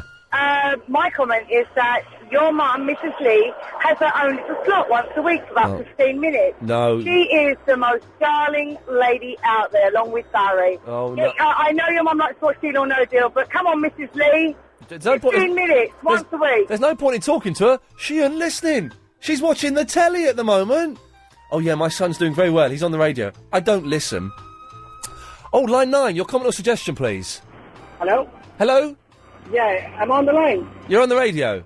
Yeah, Anna Rayburn is too bossy and Iain Lee should decide if he goes on holiday again. Thank you. I didn't hear what he said then. What we're doing, by the way, if you just tuned in and wondering why I'm putting mentals to the air while we play the music to Gurney Slade, it's the comments or suggestions box where people get to phone up and make... I'm talking just because the music's coming to an end and I need to select another track. People get to make their comments or suggestions about LBC 97.3. And now they're going to do it to an instrumental version of I'm a Believer by the Monkees. Line 3, your comment or suggestion, please. Good afternoon, Mike Dickensian here, and before you ask, my health is not in question, and I think you should hold a programme to discuss something that has never been discussed on radio before, parking fines. It's a good topic, actually, so we should think about that. Write that one down, Chris, we'll have that. Line 7, your comment or suggestion, please. Oh, no, I didn't press the button, sorry. Your comment or suggestion, please, line 7. Yeah, I reckon that you should give more credit to the drivers that phone up on the jam line. You show you doing your job. Not the traffic grasses? That's right. OK, have you grassed up any traffic recently? A few, but I get very little credit for doing so. What credit would you like? Oh, I'd like plenty of credit. They give you the travel boffins, thank you. But what does that mean, though? Well, surely you should be doing it just for the spiritual knowledge that you're helping someone else.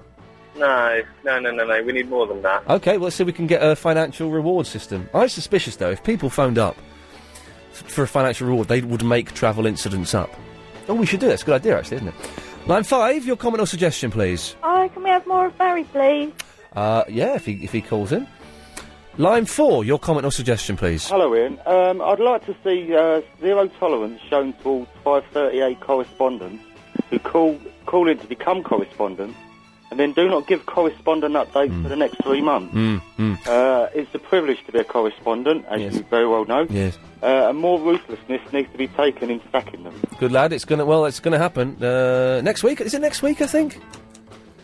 Gonna wipe the board. Gonna get rid of a lot of the correspondence. I think slim them down a bit as well. Line 4, your comment or suggestion, please. Hi, Ian. Keep the 15-minute news bulletins, but keep the news exclusively about Charlie Wolf. It's an idea. Charlie Wolf apparently is the American correspondent on the Jeremy Vine show now. That's what's that? That's 50 quid in this, all right? They're nice. Oh, no, they just disappeared because I went to them, so we will try it. Line 3, your comment or suggestion, please. I think we should get rid of Nick Abbott and have Crazy Bob and 1 week, and then the next week, Agent Chris doing what a show. Chris could never do a show. Well, Bob should say, don't be a bottler, Chris. Strong words there, Chris. I hope you were listening, and maybe you will learn something there. I've muffed all these up, haven't I? Line 7, your comment or suggestion, please. Yeah, I think the show's pretty good, but I don't like the way that he keeps picking on Agent Chris. What do you mean picking on him? Well, he does, and he has a go at him a lot, and you know, he's doing the best he can. Yeah, but and we all know the best he's doing isn't brilliant, is it? Well, yeah, if Agent Chris wasn't there, then, you know, if you don't turn up, then, you know, they can find someone else to do your show. Oh, dear, I've accidentally cut you off. What a shame. Sorry about that. If you don't turn up... Line 9, you're on the wireless. Hello, Ian. Your comment or suggestion, please, line 9. Yeah, can we do away with the big quiz? Because no one's ever going to win the £100,000. Certainly we'll pass that on. Line 1, your comment or suggestion, please. Although Gary King's a nice fellow. I like Gary King. He's a good boy. Yes, line 1. Hello. I want to know why, and my comment is, do we have to have the news on, given that you've got a sister station with Just News? LBC 1152. And it's an excellent station, and those who want the news can go there. Yes. We want more of you, and then we can cut out the news. Well, we're working to get rid of the quarter past and the quarter to news, but thank you for that. Line 9, your comment or suggestion, please. Yeah, I'd like to people that smoke and that drive through Epping Forest and throw their cigarette ends out of the car window. Would they please put it out in their own ashtrays and not try to start forest fires in this type of weather? Thank you. Sorry, I've just had a Twix and a Kit Kat Chunky. I hadn't had a Kit Kat Chunky for ages, because I got really into them for a while. And then I got... You know when you eat something so many times, the thought of it makes you feel sick. And the taste of it is quite unpleasant. But, so I stopped eating them. But I just had one for the first time in ages. Oh, it tasted good. They're good Kit Kat Chunkies, aren't they, Lindy? I don't really like Kit Kats very much. Why? I don't know. Not my favourite. What's your favourite? Bounties. Oh, okay. Well, I think we can tell a lot from that. That means you're quite exotic, a little bit mysterious, a little bit sexy. Go on, keep going. All nice things. Yeah, and a bit of a porker. Oh! No! I'm not a porker. No, I snuck that one in at the end there. I'm teasing you, of course. Oh. Now, why have you called in, Lindy? I've got a little story about weeing in an inappropriate place. Oh, no, I forgot about this. This kind of slipped up because I mentioned... Because Anthony claims his brother said that he dropped his PSP in a puddle. There are no puddles. I think he weed on it. Yeah. My friend Simon from the band Bucky weed on his stereo system, and since then we've had a few... I've had... Someone emailed in saying they weed on Alan Shearer. Oh, dear. Yeah. Oh. Yes, accidentally to urinal, but, you know, it wasn't some kind of thing. Okay, so go on, I didn't know women could wee on things. No, it wasn't me. Oh, okay. It was my son. All right. We were on in a holiday cottage down in Devon, and there's 4 grown-ups downstairs, and we heard this patter of feet upstairs. Yeah. And then this sound of trickling water. Uh-oh. And we thought, that's in the wrong place. Yeah. We ran upstairs, and he was weeing inside a cupboard into my friend's rucksack that she had packed for the next day, and it was full of clothes and packets of crisps. Why was he doing it? Was he asleep, or was he just being stupid? He was about 3, and he was fast asleep, and it was very sweet. But, now, that apparently is quite common for men to walk and wee in cupboards. That's we've had a lot of sort of emails, and I've heard stories from friends about that happening. Well, I think it's because women sit down, so they probably would know that they'd sat in the wrong place, whereas men don't. Yeah. I think that's probably what it is. It's an unpleasant thing. What was your friend's reaction? Did she go, "Oh, that little silly sausage," or... Yeah, she was very nice about it, actually. Very nice. Hey, this weekend, this Sunday, I'm going to see my nephew walk for the first time. Oh, he's walking. Apparently so. Apparently he's taking little steps, and I'm seeing them. I'm cooking a roast dinner on Sunday, and I'm going to see Dylan have a little walk. And what meat are you going to roast? Well, Because you're a vegetarian, so do you cook meat? I cook meat. I don't mind cooking meat for my mum and for my brother-in-law. Well, whenever I cook a roast, I do a brilliant roast. I do really good roast potatoes, the best in the world. Oh. But whenever I cook the meat, I'm always I wouldn't mind experimenting a bit. But my mum just says, "Oh, just do a couple of chicken thighs." So Why don't you eat meat? You don't really want to know, do you? Yeah. I don't think you should kill animals for food. There you go. Oh, okay. But that's that's all by the by. But so I will end up cooking a bit of chicken for my mum, which is it's easy. 'Cause you just put it in, don't you, and that's it. Yeah. But the potatoes will be classic. Yeah, I love really crispy roast potatoes. Crispy on the outside, fluffy on the inside. Yeah. Come round on Sunday. I'd love to. All right, nice. Can I bring all the children? Oh dear, I'm afraid I'm going to cut you off. There we go. No. 0870 9090 973. I'm guessing no one saw the cheeky lady. Sorry, that's giving me indigestion, that Kit Kat. The cheeky lady that I saw in the Marylebone Road earlier on. Barry, you weren't in the Marylebone Road earlier, were you? No, I wasn't. I've been in the back garden. I saw a lady's bare bum. That's always a treat. It's always a boon, isn't it, this time of year? Yep. Barry, we'll come to you in a minute. I'm going to go to Emma first. Is that all right? Yes, fine, thank you. OK. Emma? Hello, you alright? Yes, I'm fine. Have you ever had a peanut Kit Kat chunky? No, because I don't think you should mix nuts with chocolate. I think it's wrong. It's not wrong. What about Snickers? Snickers are great. They're disgusting. They're not disgusting. They are disgusting. No. Snickers, Topics, peanut... Topic's horrible. Peanut... What's the difference between a Snickers... between the Snickers and a Topic? I have no idea. I Oh. think Topics are supposed to be, like, slightly more fruity in some way. It's fruity? Yeah. OK. In the celebrations, they're always the one that you leave right to What's the end. the other bars that have got nuts in? Picnics. Yeah, they're horrible. Oh, God. But chocolate and nuts don't go together. No, well, sometimes they do. No. I mean, peanut Kit Kat chunkies are wicked. No, they're not. Yeah, they are. No, they're I'm allergic to peanuts, so I shouldn't eat them. But occasionally I have a little Hang on. tasty sneak. That's like saying I'm allergic to dying, but every now and then I kill myself. If you're allergic to peanuts, you shouldn't eat them, should you, Barry? So nice. Absolutely not. But as far as I'm concerned, the cocoa bean and the nuts, never the twain should meet. Yes. And he's Never the twain. all right. But that was Donald Sinden, wasn't it? Yes, I do impressions. Okay. Very good. What was that? That was Donald Sinden Oh, okay. when nuts and some chocolate come together. Hang on, Barry. Listen to this young person. Emma, say that again. Who's Donald Sinden? I have no idea. He's only one of our finest actors. That's all. I'll do. What's he been in? I've never heard of him. Emma, I'll do an impression of Donald Sinden. Here we go. Drop your skirt, Miss Frobisher. That's it. That's good, isn't it? That's quite good. A bit mucky. Yeah. He was in Never the Twain and a load of other old twaddle. Yes, the man is follow-up. born. The man is born. He wasn't in the. That was Peter Bowles. That's it. Peter Bowles is wonderful, isn't he? Very posh, very stylish. Oh, you know, I bought the manor. Yes. Anyway, Barry, it's not your turn technically. Sorry. Emma, what did you want? Hi, I just wanted to say that I really like the show. I've been listening for about 14 hours now, like throughout my my sleep and everything. To the show? I've broken my wrist. You've not listened to the show for 14 hours? I have. Well, I've been asleep, so it's been on in my dreams. Well, do you mean the radio? Yeah. The station or the show?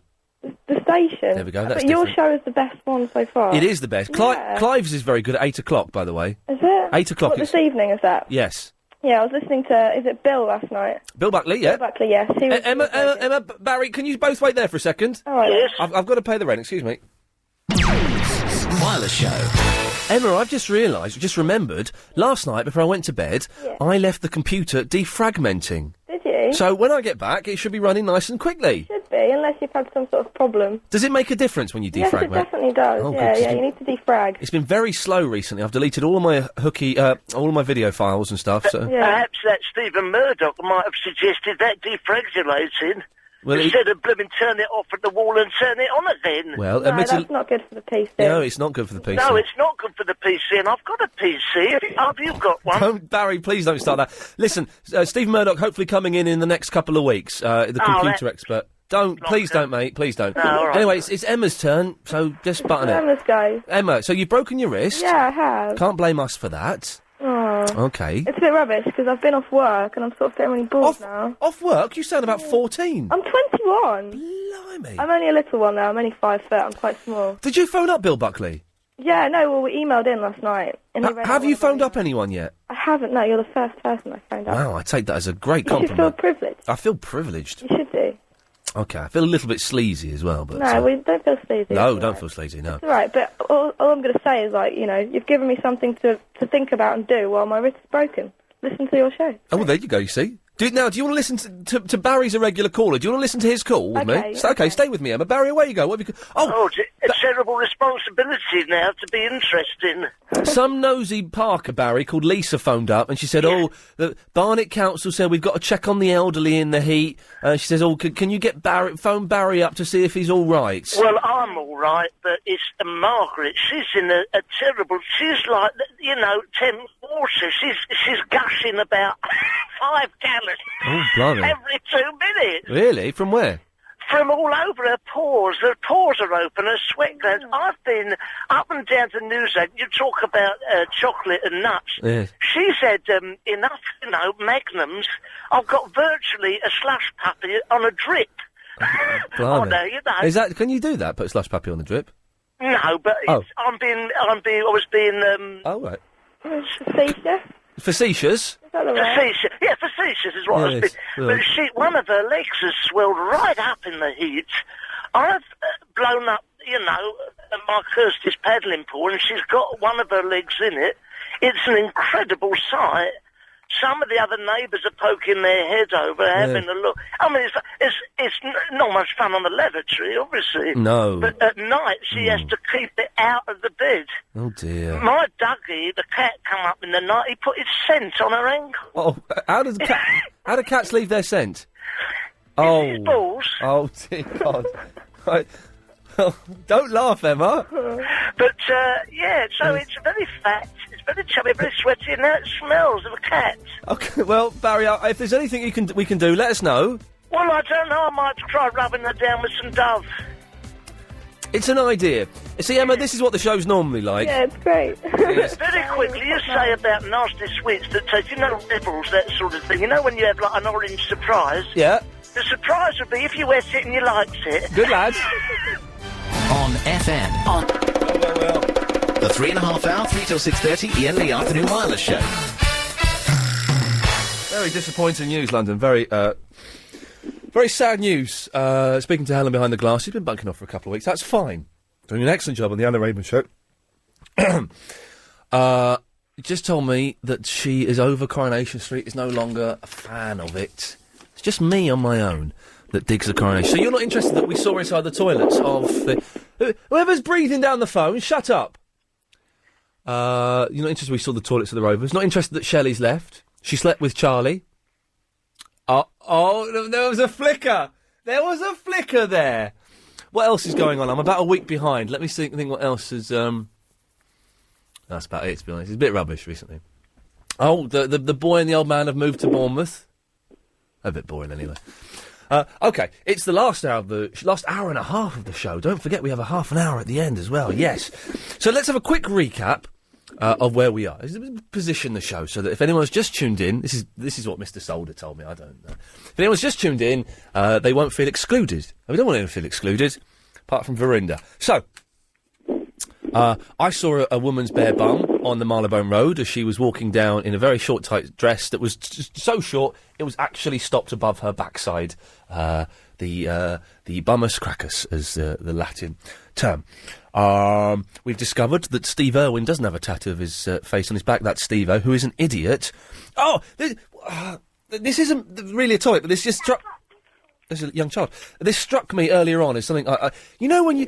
Finn? Yeah? You know, if you get an author on a show and they go, "Oh, can I just plug my book? Is there time to plug my book?" Yeah. Without going all James H. Reeve or Mike Stickin, where does the term plug come from? I don't know, really. Have you not got any idea?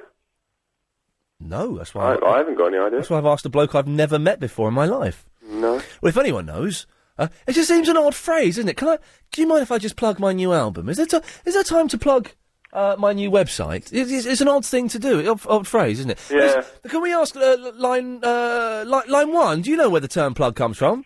No. How about you, line two? Jackass. There we go. Thank you. That was nice. Yes, that was worth it, wasn't it? Yeah. Worth the technical difficulties we had to go through to Yeah. make that happen. So, Finn. Yeah. By the way, who is on line 2? 1. The lady. Who is the lady? My name is Roxanne. Roxanne, we'll stay there. We'll come to you after we've spoken to Finn. Oh, but I'm not looking forward to that. No.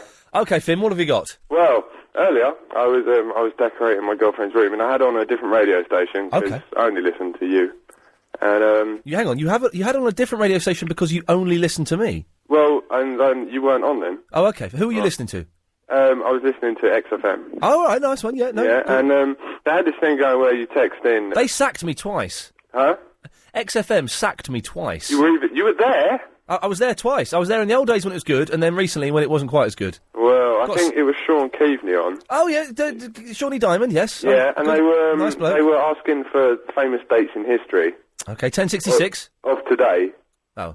And I don't know, someone texted in and said, "Oh, listen to the Ian Lee Wireless show from 3 to 6." And then he read it all out, and he was just like, "Good, yep." So I get another radio station. Oh well, that's nice. I don't know him very well, but I used to. One of the slots I used to on XFM that they sacked me from was Sunday nights. Get this, Sunday nights, 10 till 1, Sunday nights. And then I would hand over to Sean Keaveney, and he would take over. So that's very nice. Apparently Adam and Joe were saying very good things about this show on their... Well, Adam and Joe, they've got themselves a bigger slot, haven't they? What's their slot now? On a Saturday morning, I think. There was an advert for it today, some stupid advert for it. I'm not too fond of it myself. There's a very funny clip on... Are you aware of YouTube? Yep, yeah, I am indeed. Well, YouTube, for those of you who don't know, it's a brilliant website, youtube.com, I'd imagine. And it's got linked with, like, MySpace now, hasn't it? Has it? Yeah, well, you something like basically, you go on YouTube, you type in anything. You even type in Ian Lee, there'll be clips of me. You type in the Beatles, there'll be clips. Anything you type in, there's a clip of. See, I don't know what you look like, so you know what? I might just go and check it out. Oh, go and watch me win in the weakest link. It's on there. Oh, you're on the weakest link? Oh, yeah, I beat Jim Bowen in the final. Oh, that's Quins. better than anything. But on there, type. I can't. I think it's Adam. Type in Adam's baby or something, and there's a brilliant little short film he's made of his baby. Oh right. And it's called Tiny TV Boss, and it's this little toddler going, "I've got an idea for a game show. It's 2 teams, and it's hosted by Jimmy Carr. Make it happen!" And it's the funniest. I'll send you the link, Chris, because it's hilarious. But anyway, sorry, off on a side rant. Sounds really good. I've seen some of their stuff. It didn't really impress me too much. Okay, well, go and watch that, then come back in half an hour and let me know what you thought of it. You know what? I will. What colour are you painting your girlfriend's room? Bit of violet.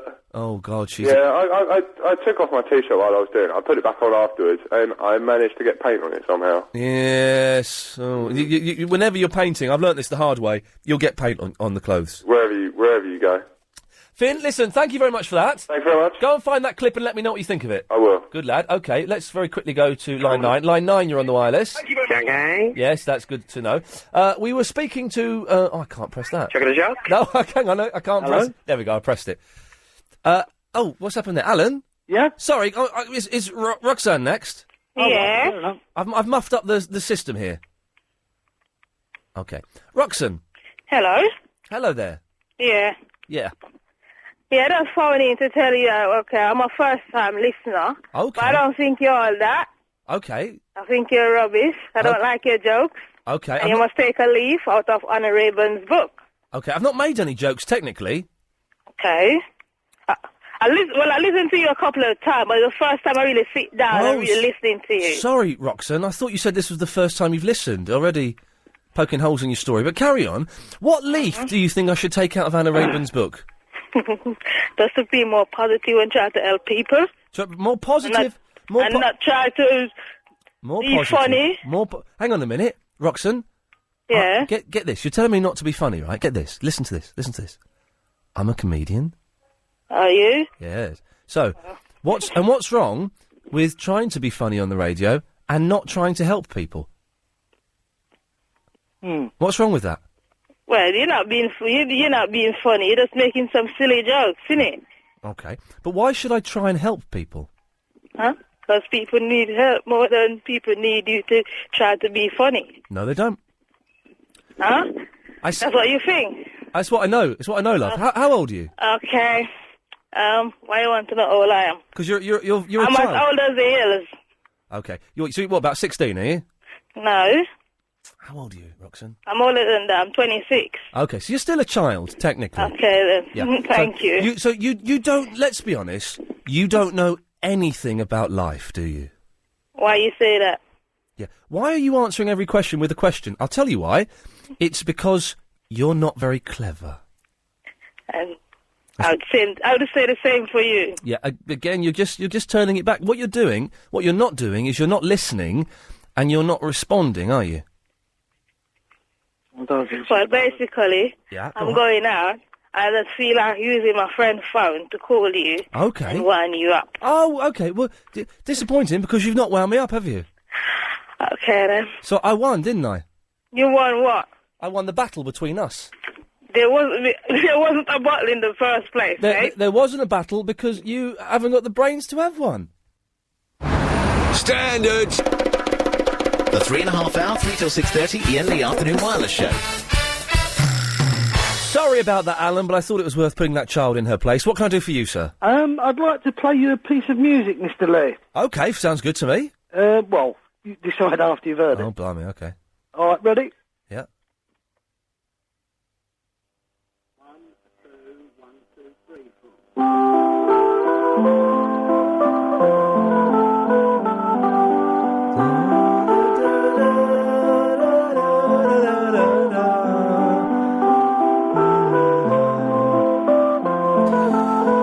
This reminds me of, did you hear Clive's show last night? When the fella phoned up and sang him a 15-second song he'd written. He was a professional songwriter. Oh, there we go. Shh, pretend we're listening. Yeah? Alan? Hello? No, not you, Alison. Oh, sorry. That's right. What did you reckon to that music? I think it was ferocious droning in the background. Oh, blimey. I've not heard of them. Are they what? Are they like the Arctic Monkeys? Alan? It was ferocious droning. Alan? And he's put the phone down. Oh, he doesn't like you much then, does he? Well, that's why I'm playing the music. Did you hear Clive Ball last night, Alison? I might have done. I have the LBC on and off all day, so... It was brilliant. He had this fella phone up, and he said, I'm a professional songwriter. Yeah. And I've written these two jingles for you that you can use. Yeah. And I thought, this would be good. He's going to sing a little song. And it was him just singing... That sounds like me in the shower. Exactly, he was just singing this thing, and he did too. And then Igor phoned up, and they were jamming together on these things. I love it. Have you? Oh, I tell you what, I can't get out of my head, and it's to the point where it's starting to annoy me now, and I may have to ask Clive if he can stop playing it. His jingle to pay the congestion charge. What one does that go like? I don't know. I don't know if we've got. We've probably not got it here. I probably should. Well, we probably have. That one where it goes that one. Do you know what? I'm gonna. I shouldn't really do this. This is very naughty. But I'm gonna have a look in Clive's file and see if it's here. You're not really supposed. Quite rattly in the background. You're not supposed to do this. Hang on. Is it this one? Hang on. He won't mind if I do it quickly with him. No. Hang on. Go ahead. What are we going to do? No, it's not that one. No. This is it. This is brilliant. This is on Clive's show. I'm going to play it once because it's worth playing. Good. This is the greatest song ever. This is better than anything the Beatles ever did. Have a listen to this. Cool. Hi, I'm Jiffy. This is my message for the concession charge. Don't forget. Time is running and you can never bring it back. Go to the nearest pay point and pay congestion charge. You need to pay congestion charge. Go pay your congestion charge. Pay your congestion charge. Pay your congestion charge. Isn't it brilliant? He's lovely. It's the best. I've got a buzz from that. I'm going to burn that off and put that on my iPod because I think it's brilliant. I don't even know how to use my iPod. Well, you should read the instructions. I know. By the way, Clive, if you're listening, you're more than welcome to borrow any of my clips from my folder. But I've had a big clear out, so there's not many left. Well, my computer put pay to mine anyway. It wiped it all off, and I didn't know how to get it back on again. Oh no, really? Yeah, I'm not very technical. No, I noticed that when you said. Well, I noticed that when you forget to press the buttons, love. Sorry? When you forget to press buttons to let your callers on. I can press buttons. Yeah, I know. I can cut you off. Oh no, you press all my buttons anyway. Oh, cheeky, she's made it sexual. Well, you can stay for as long as you like. I did not. Anyway, do you know why I called in? No, I've not got a clue. Well, do you know you said about where the word plug comes from? Oh, yeah. Can I plug my website? Is it time to plug my new record? Can I plug my book? Oh, have you got a book? I have, actually. Oh, what's it called? It's called Love and Hatred, the Iain Lee story. It's my autobiography. Oh, really? No. When's that coming out? It's never coming out. Yes, the term plug seems like an odd phrase to mean to promote something. Well, I thought the same thing. Well, the thing is, I'm not very bright. Hang on. Sorry. Adam, are you back? Yes. Well, where did you go? I didn't go anywhere. Well, you put the phone down. No, that's Adam. That's Alan. I'm Adam. Right. Oh, God, why is everyone beginning with A? Oh, Adam, sorry, mate, stay there. Well, let me finish hearing what Alison's. I'll get rid of her You soon. can call me Al, most people do. Oh, like the Paul Simons? Yeah. He's rubbish, isn't he? He's rubbish. It's good. Oh, no, when he went all Graceland, it was rubbish. Oh, I don't know. I'm not that good about music either. Or sentence construction. Okay. Thank you. No, that's fine. Anyway. Let's get to the end of this story before I have to go home. Before you drive me bonkers. Anyway, when I don't know the meaning of words, yes. I've always got my Oxford Popular Dictionary. Oh. And thesaurus, 2 in 1. Yeah. Anyway, I looked up the word plug, and it says, seek to popularise by constant commendation. So it is actually a word. It does actually mean... No, I know it. I know it does plug. That's why I've been saying it. But you plug something. Yeah, and it actually means that it comes from plugged. And what does COLLOQ mean when it's in brackets? Colloquialism. It means it's like a colloquialism. It's like a sort of local phrase or word. Oh, cool. English wasn't my strong point. No, I would never have spotted that if you hadn't told me. I'm good at math. But the thing is, that doesn't say where it originates from. It says what it means. Which Okay. So we need to find out where it originates from. Shall I look in the thesaurus end? Would that tell us? No, that'll just give you different words to you. What? No, that would give us different words Can I just say as well, I was very upset about how that lady ran you down earlier. Oh, she was only a little girl. She was... The one thing I'll say is I was from South London, and obviously people spoke like that, but I've never trusted anybody who ends a sentence in it. Yeah, do you know, I've been saying in it quite a lot, just because it winds people up. Yeah, I know. And it sounds silly coming from a 33-year-old man. So I've been saying a lot of... Well, I'm 28, and it drives people mad as well. Oh, yeah, you seen anyone?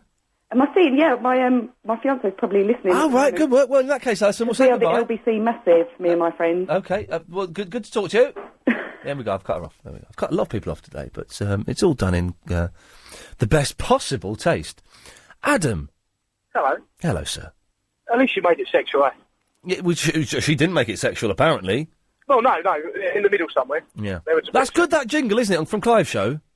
What's that, sorry? The congestion charge song. No, I didn't really catch it. I've only really just tuned in. I was ringing up. I heard about Roxanne talking gibberish, and then. Yeah, she phoned up to have a pop at me, but she wasn't very good at it. She didn't. Well, no, yeah, but I was going to come on and say what an idiot, but then I was thinking without her, it wouldn't have been Radio Gold, did it? It was good fun, but what I would love, Adam, and what I don't get anymore. I used to get it in the early days, but I guess they've all gone to BBC London, or they've realised. Yeah, I realise I'm good. Is that I want someone who's got a really good, strong argument that can phone up and say why the show is rubbish. Such a good argument that even I would struggle to fight it. But no one can do it because. Well, of course they can't. The show's blinding. Yeah. Adam, have you ever been knocked down by a buggy user? A buggy? A what? A buggy. No, I nearly got run over by an old lady on a scooter once. There we go. I've just got something from your. I'm going to say something, Adam. Yes. I'm going to say something. If I'm miles out off the track, then let me know. Yes. Yeah. How's your skin? Your fingers, your skin. Does that mean anything to you? Yes, it does, sir. I tell you what. I'm doing this in the studio where they do the psychic show, and for the last hour, I've been getting like flashes in my head. Yeah, flashes from the computer screen. No. Your fingers, they're all right. The skin. Dermatitis, kind of. Yeah, no, they're fine. Yeah, thanks very much. Pro topic. How's your little kiddie, the 6-year-old? Yeah, she's fine. She's good. Okay. Yeah. Maybe there's something in this psychic nonsense after all. Adam, thank you for that. Where do I live? No, come on. Where am I from? Oh, Adam, I've got to move on. Okay. There we go. Yes, Tony. Oh, sorry, mate. I'm just halfway through a dime bar. It's to do with plug. Okay, we haven't got much time, so yes. No, all right. Well, it's a plug, right? It's like a pseudonym for an injection of a new subject, which would be in the otherwise you know, the layout of the programme. If you get a weak spot in the programme, you can then use that to insert a new subject, and the word plug has been tied in with somebody that may have an agenda, like a book or a play or... Tony, very quickly, are you just making that up? No, the reason... No, because I'm Mr. Ranty, the chauffeur, and I've learnt a lot in life. Oh, well, OK, well, it sounds like you have. If you've just missed the 6:30 Ian Lee Afternoon Wireless Show. Someone has just emailed in that clip I was talking about, from Adam and Joe. If you go to YouTube and type in Tiny TV Boss, it's on there. It's well worth having a look. And Colin says... Quickly! What? Hello? What do you want? Hello, dear. Is that Mrs. Doubtfire? Yes, it is, dear. I thought you only called at the weekends. No, dear, it's weekdays as well, dear. I've got to go to the news. No, dear, I'll wait. Oh, God. Thank you, dear. The 3.5 hour, 3 till 6:30 Ian Lee Afternoon Wireless Show. If anyone's listened to the normally excellent Triple M show we do on Sunday nights 10 till 1, although it was rubbish this week. No, it wasn't. It was rubbish, Mrs. Doubtfire. No, it wasn't. Partly because you kept phoning up. Dear, I'm a very lonely woman, OK? I've got nothing else to do. Yeah, your voice is even more fluid in the week than it is at the Sunday. OK, I've got a bad throat, OK? Oh, a bad throat, OK. Yes. Why do you hate me? Is it because I'm old? No, it's because the film Mrs. Doubtfire that you've stolen this character from, Mrs. Doubtfire... It was Steven Spielberg, I think. ...is rubbish. No, it was Steven Spielberg didn't do Mrs. Doubtfire. I know, dear. It was Robin Williams. I was just testing you. OK, well, I'm glad I've Listen, passed. dear. Yes. Dear, I'm just trying to clear up this little mess we've got here, dear. I know, it's just... I feel there's a bit of tension between you and me. There is a bit of tension because you're an irritating old woman not even an old woman, you're not even an old woman, you're some bloke. Okay, I'm passing you up to my son. Please do. Right. I've heard you've been harassing my mum. I've not been harassing her. You've been ringing her at weekends about after 10. That's when she has her daily nightly nap, all right? What, so, she has a nap at night time? Yeah, she's an old woman. You're treating her like dirt. That's asleep. She's crying now, look, she's crying. Good. I'm glad she's crying, because she keeps... Anyway, she's a bloke, and how dare you speak to my mum like I'm that? suspicious. I look like a bloke, but she's all woman. I think that she is you. How dare you? And you are he. So I'm a woman, and you say she's a man. What's wrong with you, mate? No, what I'm saying is you're some weird pervert who gets their kicks from pretending to be Mrs. Doubtfire from the 1989 movie Mrs. Doubtfire and phoning me up and hassling me. Do you know what? Yeah, you've crossed the line now, dear. Which one is this? This is Mrs. Doubtfire. But why do you sound like your son? Because I've got the same genes as him, OK? OK, well, that's interesting. OK, listen. I want you to apologise now. No, I'm going to... My son will actually find the towels this time. I will. I'm going to cut you off. No, if you dare cut you off there we go. That's what we had to put up with on Sunday. Sundays was rubbish, Helen. Really, really bad show. Just didn't work at all. Although, the 30th of June... July, what am I talking about? 30th of July, Sunday the 30th of July, between 10 and 1. First time ever, British Radio. Just saying there's a gimmick, I don't know if it's true. The first ever phone-in talk show that will have no presenter. No presenter hosting it, just callers. It's going to be interesting. Ralph is in the Kenley. Hello, Ian. Hello, sir. How are you? I've spoken for a while, mate, but how are you keeping? I'm very well. I just must say, we've got the 5:38 Daily Correspondent coming up soon. Updates very coming quickly, up soon. OK. No, you got a couple of minutes, though, mate. Got a couple of minutes. OK, I remember when you first came on, Ian. Yeah. I spoke to you... Motorcycle Man. Yeah, and I spoke about why weren't we talking about important topics, and bird flu was... Remember, we had a big row, me and Ralph. We did. Yeah. But whatever happened to bird flu? Where's that gone to? Now, it's funny you should say that, because I was thinking about this the other day. What was it, about 6 months ago, there was the swan found in Scotland with the bird flu, HRN51. Oh, we're all going to die. It's going to be an epidemic. Everyone, lock your birds. Yeah. Well, nothing's ever happened. Well, you were quite right all that time ago, Ian. Yes. You know, so I've learned to eat my words. Yes, because I said at the time you were rubbish when you first come on, but I've been listening to you ever since, Ian, and you're an entertaining presenter, mate. You really are. Ralph, that's very kind. You're very welcome. Have a lovely evening. Don't forget to look out for the bird flu. Thank you, sir. He's a nice bloke. Ray's in the Richmond. Hello, Ian. Yes, Ray. I've got a bone to pick with you. You're a liar. Okay. Because I made up a little song, and I said you're 6'3", and you told me you're 6'4". I sang you my song, you said, it's all right, but I'm 6'4". I'm not a liar, I just wasn't in possession of the complete facts. Well, you're an inaccurate individual, is that what you're saying? Yes, I'd go along with that, yes. So, what other inaccuracies have you been telling us? None. What day is it today? It's Wednesday, Wednesday the what? the 23rd of March. You sure about that? Yeah, positive. Sure you're not inaccurate about that? Oh, no, hang on. Where's my watch? Oh, blimey, no, hang on. It's Tuesday the 18th of July. Oh, you see? That's what I'm saying. What other porkies have you been telling us? None others. Those are the only two. Yes? One other thing. Does anyone know where the word love someone to bits comes from? Where the word what? That's the expression. I love someone to bits. Where does that come from? I love someone to bits. It's to do with the Valentine Day massacre, isn't it? Is it? Yeah, when the fellas went and killed everyone on Valentine's Day. So when you love them to bits, you get a bit of gaffer tape and stick them back together. Is that something like that, is it? Or I don't know. I made that up as well.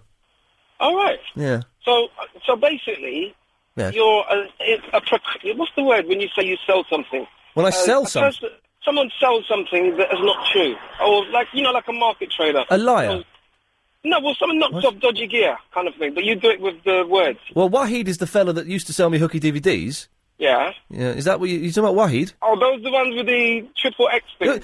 Right, listen, you phone up to have a go at me. Yeah. And then you turn out you're my you want to be my friend. No, I'm not your friend. Yeah, you're useless and you're rubbish. You want to be my friend. I want to be your friend. You want to come round my house. I mean, I'm not that. Sit on my beanbag, play Xbox 360 and eat my biscuits. No, I'll do a bit of Pilates on the floor, you know what I mean? Oh, I cannot speak to a Pilates person. It's 5:38. It's time for the daily 5:38 Daily Correspondent Update. Brought to you every day. Daily. Hi, I'm Annabelle from the Woodford, the Cars and Kids correspondent, and here is my update. To encourage you to become eco-friendly, the car park for Cabot Square in Canary Wharf has electric bays where you can charge your car. And remember, go green. It's cheaper and better for the environment. It certainly is. Good advice there. That is the only correspondent we had. I swear to God, man, next week they're all going. They're all getting the sack. Now, a couple of interesting emails here. First one's from Dorona, complaining that I've played that congestion charge jingle from Clive's show. But the interesting point is towards the end. One more thing. I listen to the big quiz every day, and Gary King's voice sounds like he would be really, really dirty in bed.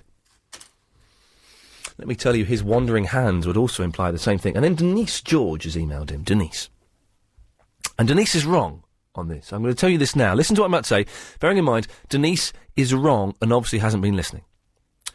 Ian, when you came back from your holes with Agent Chris, you said you were going to be a new calm person.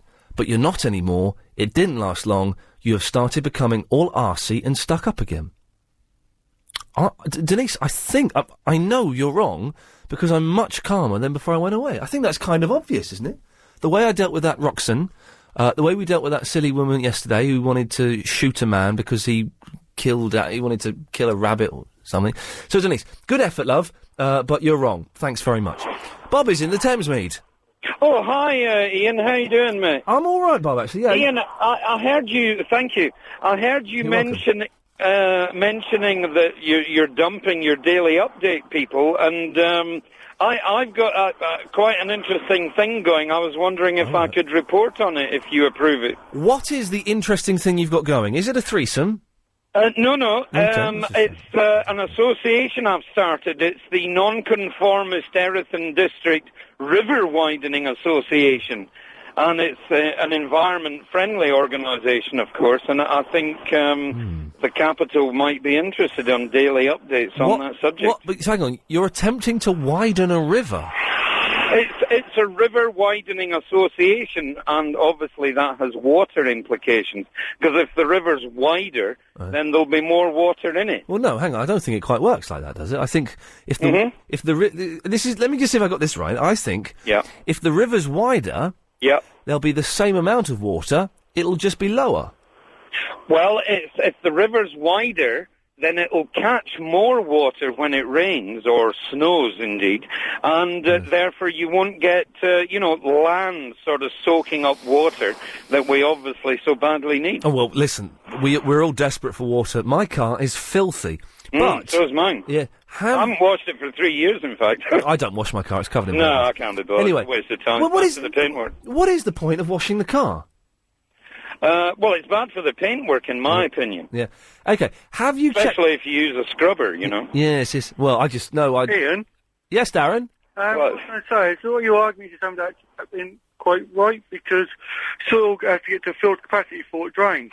So the actual soil will hold so much water before it actually lets it go of it. Bob, can you respond to that? I didn't understand what he said. What language is he talking? Scientific. I see. Can you say it maybe in a Gumby language that I could understand? No, what is soils hold a certain amount of it's called field capacity. Once a soil gets to field capacity, it will then let water drain through it, and you get lateral and gravitational flow. So the water won't actually let any water go. So the actual soil will hold a certain amount of water. Yeah, but if you widen the river, then obviously that problem just disappears and the water goes straight into the water that's already in the river. And I mean, you know, I think this river widening association is something to join. I'll be advertising in the local press shortly. How many people are in the organisation, Bob? Me. Right, so don't be offended, Bob. No, go. Would it be fair for me to say that you are a Fruit Loop? Well, I could have. I was expecting a large insult there, but no, a Fruit Loop's. Fruit Loop will do it, Ian. But no, I say it with the best possible intentions, obviously. Darren, do you think this stands any chance of succeeding, Darren? Not really, no. And Darren sounds like he knows what he's talking about, Bob. Yeah, well, I'm up against it. I can understand it. I think you're up against the laws of physics, and indeed the laws of nature, but good effort, and we wish you much luck. How would... The 3.5 hour, 3 till 6:30, Ian Lee Afternoon Wireless Show. It's Catherine in the Isha. Hello. Hello, what? Hello. Hello, I can hear you. I know you're there. I was just going to say that Dave Lee Travers and Kid Jensen used to talk about pluggers. And also, if you go to an A&R department in a record, in a music industry, they have people who are called pluggers. And I reckon it is somebody who takes the plug out of your... Like, if you made a crap record, you'd go and take it to the A&R department, and the pluggers would swing it round everyone and see if they liked it or not. Okay, but what you've not done there, Catherine, is answer the question: where does the word plug come from? The bath. Okay. And also, just to let you know that we've beaten you. There was a lady in Walton-on-Thames 2 weeks ago. She was in the newspaper, Surrey Herald, went shopping in Walton-on-Thames in a bikini and a thong. And she got arrested. You're referring to the woman who's showing her bum off? Yeah. On the Marylebone Road? But we've done better in Walton. And we had a lady who went out shopping in a bikini top and a thong. No, because she was wearing underwear. This woman... But this one, she wasn't concerned about that. She just went the whole thing. But this woman wasn't wearing underwear, and you could see her and her wang chung. Well, anyway, there you go. Plug that. Plug her. Plug that, but we still don't know where the word comes from. No. Thank you, Catherine. What was going on there, Jonathan? Oh, what's the one? I thought, is that a martial art or something? She ain't got a clue. She's like, right, the word plug, I think, comes from pluggers. Well, I tell you what, love, where does that word come from? Yeah, I know what you're getting at, but I've looked in my dictionary, and normally in my dictionary, it has Greek, like the derivation of the word. Yeah. Is that the right word? That'll do. Yeah, and it's either Greek, Latin, but it hasn't even got that for plug. And I don't want this, I know that James H. Reeve does this kind of thing on a Monday. I might ask him, actually. He does it on a Monday night, Key 103, Manchester. It's good radio. Well, actually, I rang up to say thank you very much for the CD. Oh, the Craig Neal? Yeah, it's lovely. I've got mine today as well. Did you hear it? The first 10 minutes of the show? Yeah, I caught the beginning. It's weird, that, wasn't it? I read out 2 emails saying thank you for that, and the fella that was on the phone, Anthony, went, there's someone at the door... And it was his Craig Neal being delivered. I know. And then, but what was that later on when you were talking to a bloke just now, and you knew about his skin or something. What was all that? I see what's going on today because the studio is Psychic Day. I mean, don't encourage it. The studio we normally use, for some reason, there's something wrong. Although I can see Gary King in there now, so I think that's. No, I just think Helen couldn't be bothered to move, and that's fair enough, Helen. But just be honest. Anyway, so we're in this studio. It's Anna Rayburn's studio. It's also the studio where they do the psychic show, and I've picked up a few psychic vibes. Right. And for some reason, I was just getting, not with every caller, but with maybe a few callers, I've had a few pictures flash up in my head, and that fella, I just got some really strong images, and it was spot on. I believe in coincidences. I believe in Quincy as well. He's good. Coincidences. Yeah. I believe in the unusual coincidence. I had the amazing one the other day where I had a dream in bed one night that I was pulling out of a junction and the bus wouldn't let me out. Yeah, go on. And the next morning, without a word of a lie, I pulled down the bottom of the road. I went to pull out, but the bus stopped for me on a main road. And it was a red bus, exactly like the bus I dreamt about, but it is just pure coincidence. Hang on, you dreamt about a red bus, and then the next day, let me get this right, you actually saw a red bus? Yeah, I dreamt. Never. That's unbelievable, isn't it, Martin? Yeah, I know. I'll tell you, if I dreamt about a red bus and I saw one, I don't know what I'd do. It would blow my mind. Yeah, no, it would, wouldn't it? It was a weird coincidence. It was funny, it's just coincidence, because I don't believe in psychic. Oh, no, red buses exist, I've seen them. Was there another voice then? It's Martin. There was, yeah, it's me. Oh, that's all right, I just thought I was hearing voices. I'm a bit worried about the squirrel monkey after what Scott was saying yesterday. Oh, about the Scott was the young lad that wanted to experience hunting. You don't think he's been to Chessington, do you? It's possible. No, can I just say? No, I'm only joking. Can I just say, for legal reasons, the young chap who's called in yesterday, called Scott, I in no way wish to imply he's in any way involved with the possible alleged stealing of the squirrel monkey. What was the squirrel monkey called? SpongeBob. Yeah. And SquarePants. And SquarePants. In no way is Scott involved with that. Although that mad woman, Val, was it? She probably nicked him. Yeah, it's probably her. Yeah, she's had him. There she was, a bit strange, wasn't she? The only thing was, and I'm not going to drop Chris in it because I think Chris is a lovely bloke, but I did ask if I could have had your autograph with the CD. Look at my hands. Yeah? Got ink all over my hands. Pardon? I've got ink all over my hands because I've been playing with a pen. Oh, no, you shouldn't do that. Oh, you're just playing with a pen? I've been playing with a pen. Luckily, didn't get any on my shirt. Oh, no, that's the worst, isn't it? Jonathan, if you send... The thing is, we've run out of pictures and stuff, but... That doesn't matter. It was just I fancy your autograph. It's silly, isn't it? It's silly, it's silly. Yeah. Martin, what do you want? I just wanted to say I'm a first-time listener. Thank you. I was going through Sky last night, and I thought, I'm bored with all the other stuff on there. Normally listen to Talk Sport in the evening. Mike Mendozoff, James That's it. Is he gone now? Mike Mendozoff's got the sack, yeah. Oh, bless him. Because he fears But no, I listened to this last night, and I thought, I can't believe it. A channel that I've always been looking for. Oh, Martin, stay there. You sound nice. Well, I've got to play some ads. We'll come back after this. Good evening, I'm Gary King. If you can answer this question, you can... The 3.5 hour, 3 till 6:30 Ian Lee Afternoon Wireless Show. OK, Jonathan is still with us, aren't you, Jonathan? Jonathan? Oh, he's gone. He's gone. He's I'm here. But that's Martin?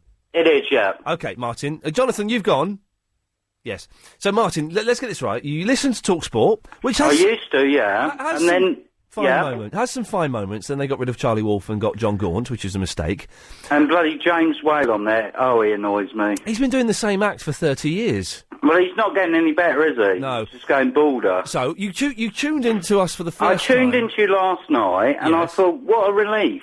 Something that hasn't got loads of adverts, not music that I don't like all the time. A few too many adverts, but that's good, because they paid wages. So who did you listen to last night? Was it Clive? I don't know. I don't know. What sort of time were you listening? From about 10 o'clock last night. Clive Ball, the governor, the best. And that's it. And then I fell asleep about 11 and I left the TV on all night. Woke up to it this morning. I've had it on all day. Oh, you're enjoying it, are you? I think it's brilliant, and I think you're brilliant. Hey, that's very kind of you, mate. Thank you. Well, make sure you listen to Clive again at 8 o'clock. He's the best on the station, easily. Yeah, well, not as good as you, obviously. I'll tell you, you get people slag you off, but you're very quick-witted, and you come straight back at them. Martin, that's very kind of you, mate. The one thing I don't know how to respond to is compliments, so I shall say goodbye, but give us a call any time you want. I will do. You take care, mate. Cheers, mate. Thank you. Cheers, bye. No, I was saying this. I won't touch the screen because my hands are all covered in it. I was playing with a pen, Yeah. Oh, no, well, I was trying to make the gesture to cut you off, Martin, but, Oh, right, okay, I'll go. Cheers. No, that's, unless you've got a story that relates to having ink on your hands. Ink on my hands. I remember when I was young and I was playing with pens and I bit the top off and got ink all over my hands, but that's a long time ago. Okay, no, that'll do for me. Listen, thank you for that. I'm going to press this. And how's Daisy Donovan? I've not seen Daisy for about 6 years, but she's married. Really? She's married and she's doing very well, apparently. Oh, that's good, because when I used to watch your show on TV all those years ago... Many years ago, yeah. She is my ideal woman. And it's a shame she's married. Yeah, she's a good-looking lady. It's not that, her sense of humour and her straight face when she's talking, her little naughty smile. Cheeky little does it naughty for me smile. every time. Martin, I'm going to do a roundup of the show. Cheers, then, mate. Thank you. If you missed the show, it sounded like this. I don't think you're all that. I think you're rubbish. I don't like your jokes. Okay. And you must take a leaf out of Anna Raven's book. He's a Formica worktop short of a whole-fitted kitchen. He was a cooker short of a kitchen, does that work? He's a tap short of a bathroom. He was a window short of a... No, hang on. 0870. 90973. Yes, I do impressions. Okay. Very good. Line 5, how does the pill work? Cats can't open foil packs. Wiggly Bindi Sue's Jungle. Pass it on. With the heat and the high pressure at this time of the year, the basically all the pollution that London makes can't get away. So it becomes trapped, and that's when we start to get this smog build-up and the smog warning. Smog, smog, smog, smog, smog. Drop your skirt, Miss Frobisher. Jane? Jane? Jane? Jane? Jane? Jane? Jane?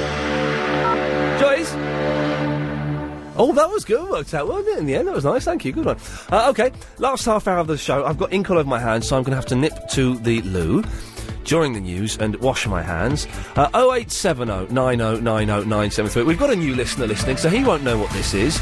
I will explain it all in depth after 6 o'clock. But basically, it's the last 30 minutes of the show. Your calls go straight to air. Simple as that. And I can't fill for 20 seconds, I'm afraid, so just turn the music up on it.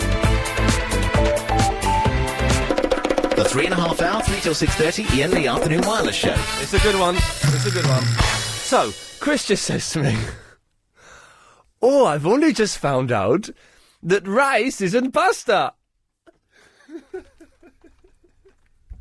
What accent was that? It was Welsh, and you know it was. I've only just found out that rice isn't pasta. He thought... yes, go on. They always put rice next to the pasta section in the supermarket. Yeah, so? Well... They put croissants Yeah. next to the bread, and croissant isn't bread. No, hang on, yes it is. They put muffins... They put muffins next to the croissants, and yet muffins aren't bread. Yes, but in every supermarket they put rice next to pasta. In every supermarket they put muffins next to bread. Prove it. All right, what? I'll take you to every supermarket, shall I? Hey, nice one. All right, wicked. See you then. See you later. It's Saturday, yeah? Sunday? All right, yeah, fine. Okay. Okay, so 0870 9090 973 is the phone number. Triple M, your calls go straight to air, 7-second delay, so you can, don't be too rude. We can get away with more on a Sunday evening, to be honest. But don't be too rude at this time of day. It's inappropriate. We will dump you. Apart from that, very little rules. We go straight into line 9. Line 9, you're on the wireless. Hi, Iain. Hello. How are you? Is that Barnsworth? Yeah, it is. Hey. Hey, how are you, darling? I'm all right. Did I have an email about you? No, I didn't. Okay. Good. Yeah, good, as they would say. Yes, very well, actually. I went to the gym this morning at 7 o'clock. And I'm feeling all right. I'm feeling good. It's worked. It's done. I'm going to go round and check on my friend's tortoises tonight. Don't break anything else. All right. I won't break anything else. I feel bad. I've still not been able to find a replacement kettle. Oh, dear. Oh, they've You're going to have to tell me too. Sainsbury's have sold out of the type of kettle that I've broken, so I've got to... Oh, I don't know. But I'll go round and check on his tortoises, then I'm seeing a friend, and then I'm going home. Oh. Which is nice. How are you? You all right, are you? I'm all right, but my hair feels a bit funny today. My chest and... You did what? My chest has been real bad with my hair. I thought she said that she... Your chest is sore? Yeah, because of the hair fever. Oh, right, OK, we're getting there. We finally we got there. Well, I'm sorry about that. If I sound a bit funny, that's why. Yes, well, no, you sound exactly the same. Good. Yes. Right, you were talking about the ink thing. I had ink on my hands, Yeah. And it reminded me when I was at school. I've cleaned most of it off now, but there's still a bit on that finger. It reminded me when I was at school. Yes. Someone was chewing an ink cartridge and it busted in the mouth. Oh, no. It was very funny. Yeah. Or ink all over your mouth. It looks like kind of some kind of crazy blue blood. Yeah. Like what, the Queen, if stuff. So, that's fine. Oh, Kirsten, we're in this studio because the other one was muffed up. So I don't know if we're going to hot seat... Sorry, Barnsworth, Kirsten is doing the nightly news. I don't know if we're going to hot seat or if they fixed it next door. A load of boffins. She doesn't seem bothered. She's just swearing and putting down her gin bottle and getting on. Anyway, yes, it's not a nice thing to do. No, it's not. No. Funny though. Here we go. Anything else? No, that's it, thanks. Always nice to speak to you, Barnsworth. Got a dash. OK, we're going to go to line 1. Line 1, you're on the wireless. Hello, Ian. Oh, yeah. How are you? What's that noise in the background? What? The noise in the background, what is it? Children, Ian.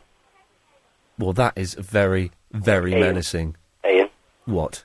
You were talking about geeks yesterday. Yes. Could you tell those children to shut up? Shut up. Sorted, Ian, sorted. Geeks yesterday, Ian, geeks. We were talking about geeks because of Malvin from War Games, and then, yes. What about Rick Moranis? What about him? He was a geek. In what film? Every film he was ever in.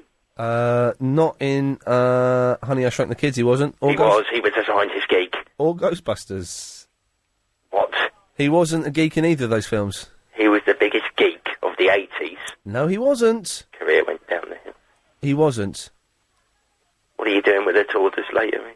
I'm checking that he's not been eaten by a fox. When I was in the army, Oh, God. tortoise shells used to come in handy. We used to take them into our bunk. Use your imagination, Ian. Goodbye. Goodbye. Bye. Apologies to anyone who worked out what he was talking about there. Very, very unpleasant bit of business. There. Anyone who worked out what he was talking about. Oh, I sound like a horrible bloke there. Line 8, you're on the wireless. Hello, Ian. Hello. Hello. I thought of a saying the other day. In fact, before I start, I made a similar mistake to Agent Chris recently with his rice and pasta faux pas. I didn't realise that the word hairsuit or hirsute was an actual word. I thought it was a joke phrase, someone covered in hair. Oh, you thought that it was a suit of hair? I did, quite literally. How do you pronounce it? Because it was a word I only discovered maybe 7 or 8 years ago, and I pronounced it, and then everyone went, "What?" I always say hirsute. Hirsute. I think because it's HIR spelled, isn't it? It's not HAA. But is it suit or suit? I think it's shoot. Hang on a minute. Let's get Chris, what does hairsuit mean? I don't know. Hey! Well, I mean, I'm obviously not quite as thick as Chris, but it was a similar sort of mistake to make, I suppose. But the reason I phoned you, the other day I was sort of talking to myself as I did something, as one does sometimes. I do all the time. Yes, and I think there was a famous person once who used to think up lots of sayings, such as there's no such thing as bad publicity, tell that to Gary Glitter, and so on. Yes. And I thought of the saying, because I thought this was quite steeped in irony. Yes. It's only talking to myself that keeps me sane. What do you think of that? That's good. That's worthy of Wilde himself. Well, exactly. Yeah, I thought, and it could always be a riposte to, when someone says, "Oh, talking to yourself, that's the first sign of madness." It could actually be used in that context. I always thought the first sign of madness was looking for hairs on the back of your hand. Well, or the palm. Yes. Thank you very much for that. It's a very wise man we've just had there. Philosophers phone this show. Don't always get through. Let's see if line 7, are you a philosopher? Never needed anyone before. Never knew it can give me more than all I ever had. You're a philosopher of the heart. Line 5, you're on the wireless. Mr. Lee? Yes, sir. I'm sorry to bother you at work. That's quite all right. I apologise profusely. I was just wondering, just a really quick question. Yes. Could I have a water sprinkler? I haven't got one. Oh. All right, I apologise. Sorry. Bye-bye. Thank you, bye-bye. Yeah, I haven't got a water sprinkler. If anyone else wants one, I haven't got one, I'm afraid. Sorry about that. Line 6, you're on the wireless. Hello, Ian. Hello, line 6. How are you? You okay? I'm very well, actually. Yeah, I'm in good mood. Good man, good man. basically, I've got a bit of a dilemma. Okay, let's see if we can help you with this. Are you aware of Sarah Marie Love? I am aware of her. Yes, she's on MySpace. If you want to see her, she's on myspace.com/The Real Iain Lee, yes. She's on MySpace as well. Is Yes. that the right plural? I think so. I'm not sure. Anyway, and I am in love. Okay, she's going out with Chunky. No. And I'm upset. He's a very talented musical mashup master. But he isn't going to the Brighton Institute of Modern Music like me. Oh. Do something musical. Go on, impress us. Shall I sing for you? Yeah, that'd be nice. What would you like me to sing? I'd like you to sing the Porpoise song by the Monkees, but I'm guessing you don't know it. No. In that case, pick one you do know. I can sing some Silverchair for you. Oh, yes. Do you like Silverchair? Man, it's wicked, isn't it? I'm not ghetto. Okay. Would you like me to sing some Silverchair? I would love you to, yes. Okay. This song is called Israel's Son. Yes. And it was released in 1994. Brilliant, let's have it. Okay. It goes, hey! Let's go to line 3. Line 3, you're on the wireless. Hello. Hello, line 3. I'm very well, thank you. Can I just ask, are you actually going to get rid of the 5:15 or 5:15 or 5:45? We are trying to get rid of it. Yes, there are talks taking place. Great thing to do. Yeah, it's kind of pointless, isn't it, the news there? So pointless. I don't mind the on the hour. I can cope with the on the hour because it's always nice to be informed. On the hour and the half hour, I think you kind of need to, because it's this time of day people want the news. But absolutely. The 2:15, because there are so many ads which are great. Yeah. And the travel on we love the ads, don't we? We love the ads. Yeah. They pay the mortgage. They do. On a bad day, I can talk for 6 minutes in a quarter. That means that on a really bad day, I can talk for 24 minutes in a whole hour. And that doesn't seem right somehow. No. So we're working on it. Yes, I think that's an excellent plan. The other thing I would like to say... Oh, we've got 10 seconds. Okay, just to tell you, I saw you last night on your programme. Oh, yes. And you looked incredibly handsome. Oh, the celebrity suit, was it? Yes. There we go, you see. That was a lady saying I'm handsome. Thank you. Time now to get the latest LBC 97.3 News headlines with Kirsten Smith. Oh no, Kirsten bottled it. Let's see if Alan Joyce is a bottler of his all man. No, I'm going to stay here, I'm afraid. Good lad. Okay, we're going to start with massive problems on the train. 6:30, Iain Lee Afternoon Wireless Show. Yes, I'd forgotten that we were doing that. Thank you, Helen, for your discretion. There. Okay. Look at that. Last 9.5 minutes we got in this. Well, that's good, isn't it? Well, let's make the most. Let's dive in. Triple M, calls going straight to air. Line 5, you're on the wireless. Hello. Potatoes, chocolate, mousse, chips, fish, chicken. Are these suggestions for things that Helen can cook in 20 minutes? Raspberry, apple, melon. There we go. Lovely. That's an idea. If I know you're looking for something. Line 6, you're on the wireless. Yes, hello, Iain. You really have sunk to new depths, haven't you? I mean, how can you get that poor guy to start singing for you and then just dump him? Don't you think that was mean? Not very mean, no. Not very mean. I thought it was extremely mean, Iain. I really did. Okay. And as for that woman who was crawling round you saying, it was lovely to see you and all that jazz, she must be kidding. We have to listen to you. Let her, see you? We don't want to see you as well. Oh, you're a very bitter woman, aren't you? I'll tell you what, Iain, I challenge you to a duel on Hampstead Heath. I'm all right, Chiz. Really? Yeah, I'm fine. Ah, wimping out, that's what I thought. Well, no, I just think fighting's wrong. I think it's fighting is only for idiots. You'll take part in a running race. Yeah, I again, listen to what I said.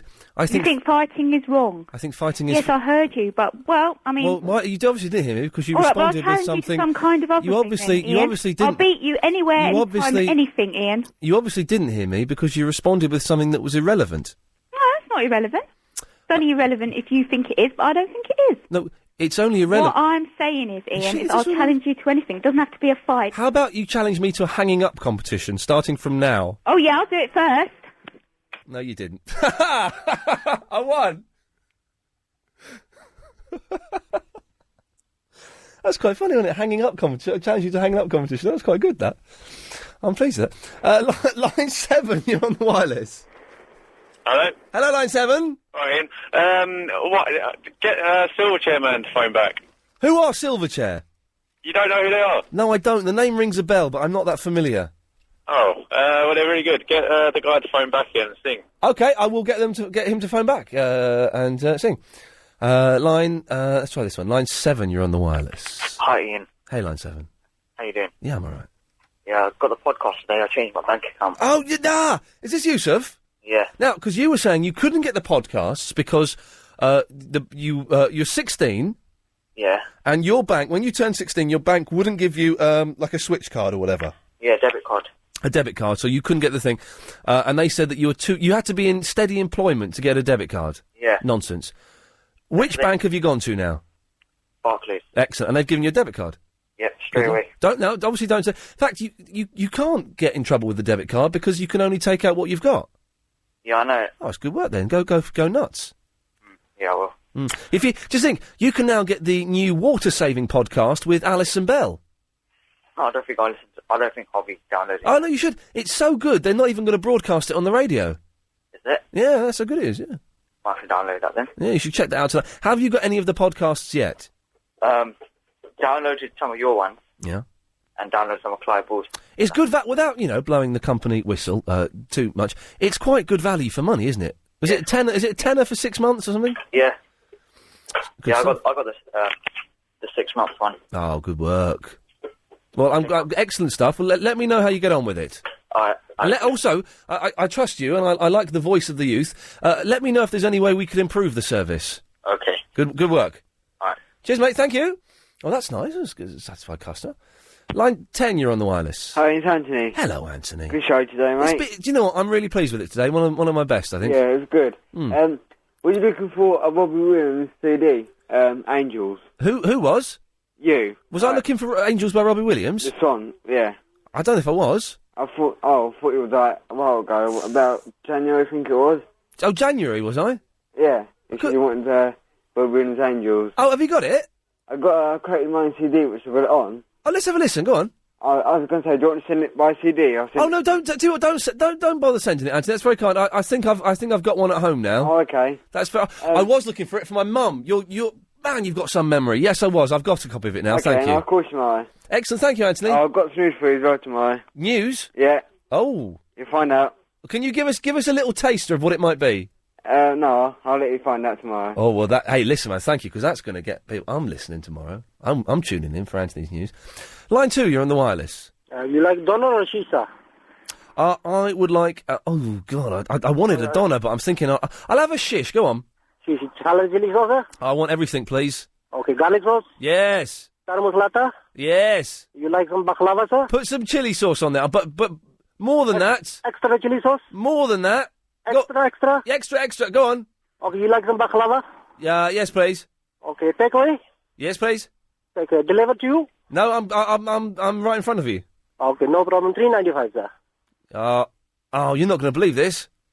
Sorry, sir? I've left my wallet. I've had my wallet stolen. No, sir, you take an order now. I've had my wallet stolen. No, I tell you what, let me take this. Yes. All right, listen, I'll take this and I'll be back later to pay. Okay, you pay me first, then I deliver. No, I'll take it. Thank you. Good lad. Line 9, you're on the wireless. Can you just tell me now why you wanted to shoot the rabbits? Why? No, Just okay, that's all. Just for mine, it's sickening. How could you want to do that? Yes, okay, thank you for that. I didn't want to shoot the rabbits. It was Scott yesterday who wanted to shoot rabbits to see what it was like, and I think you've got to dig that. Line 7, you're on the wireless. Go on. Line 7. Hi. Hello. Why did you think that woman wanted a violent Jill?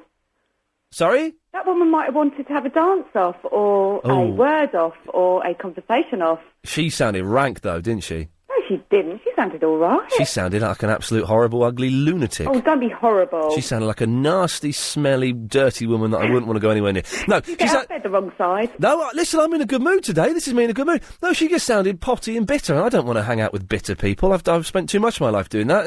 Darling. It brings you down. I know, what a shame. You're always on top form, though, aren't you? No, the Sunday show was rubbish. I wasn't listening on Sunday. No, it was rubbish. So early. But today's been all right. I think I'm quite pleased You with today. said on Sunday, is it all right if I bring in my little steel drum? Well, you've got steel drums? Yeah, I got one. Well, no, I got a miniature one from Antigua. Oh, when on holiday. yeah, definitely. Yeah, but thing is, they only when they sell them, they're $10 US, Yeah. and you only get one stick. Oh. And I didn't realise I was trying to do. Can you not do it with a pencil? Well, I did think that. I thought I might try, but you have to really bang at it. Yeah. It's quite hard work. It's steel, isn't it? Hey? Is it made from steel? Yeah, Oh, it's like right. they make them out of old Steel. No, like things, like cans of beans, but a big version. What, big cans of beans? Yeah. What, like the family size? Yeah, like family size of baked beans. Right, oh, lovely. Yeah, but I thought, are you going to do singing on Sunday? We'll always, on Sunday, between 10 and 1, anything goes. Oh, I was also going to ask as well, do you know the words to Fog on the Tyne? Fog on the Tyne's all mine, all mine. Fog on the Tyne's all mine, all But I mine. can't find it on the internet. Well, leave it with me. I'll see if I can find it for you. Yeah, go on, do it, and then we'll do it on Sunday. All right, nice one. Well, again, must listen radio. I'm going to sing Fog on the Tyne with some woman who's got tiny steel drums. Line 7, you're on the wireless. Bob Dylan, and have I got some news for you? Hey, Bob Dylan. My new album's out on Monday, the 28th of August, 2006. It's called Modern Times. For more news, go to myspace.com/The Real Bob Dylan 1. More news soon, pass it on. Bob Dylan's still got that magic spark that made him one of the most overrated singer-songwriters of the 1960s. Line 8, you're on the wireless. I'd rather be flapping my flange. Lovely, thank you. Wow.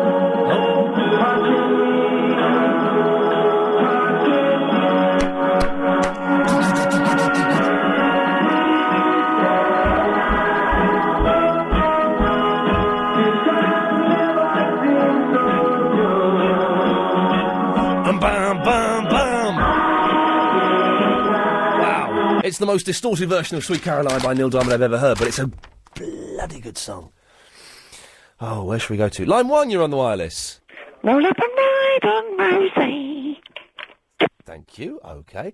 Line 6, you're on the wireless. Hello. Hello, you're on the air. Hello. Yes? Pussy. Well done, you said pussy on the radio. Congratulations, excellent stuff there. Don't forget Clive Bully's on at 8. Big quiz of Gary King at 7. Nightly news. Will be following this show with Kirsten. I have to get out very quickly. So what I'm going to do is I'm going to set line 5 off, and hopefully that will carry us up to the end of the show. Line 5, take it away. There were times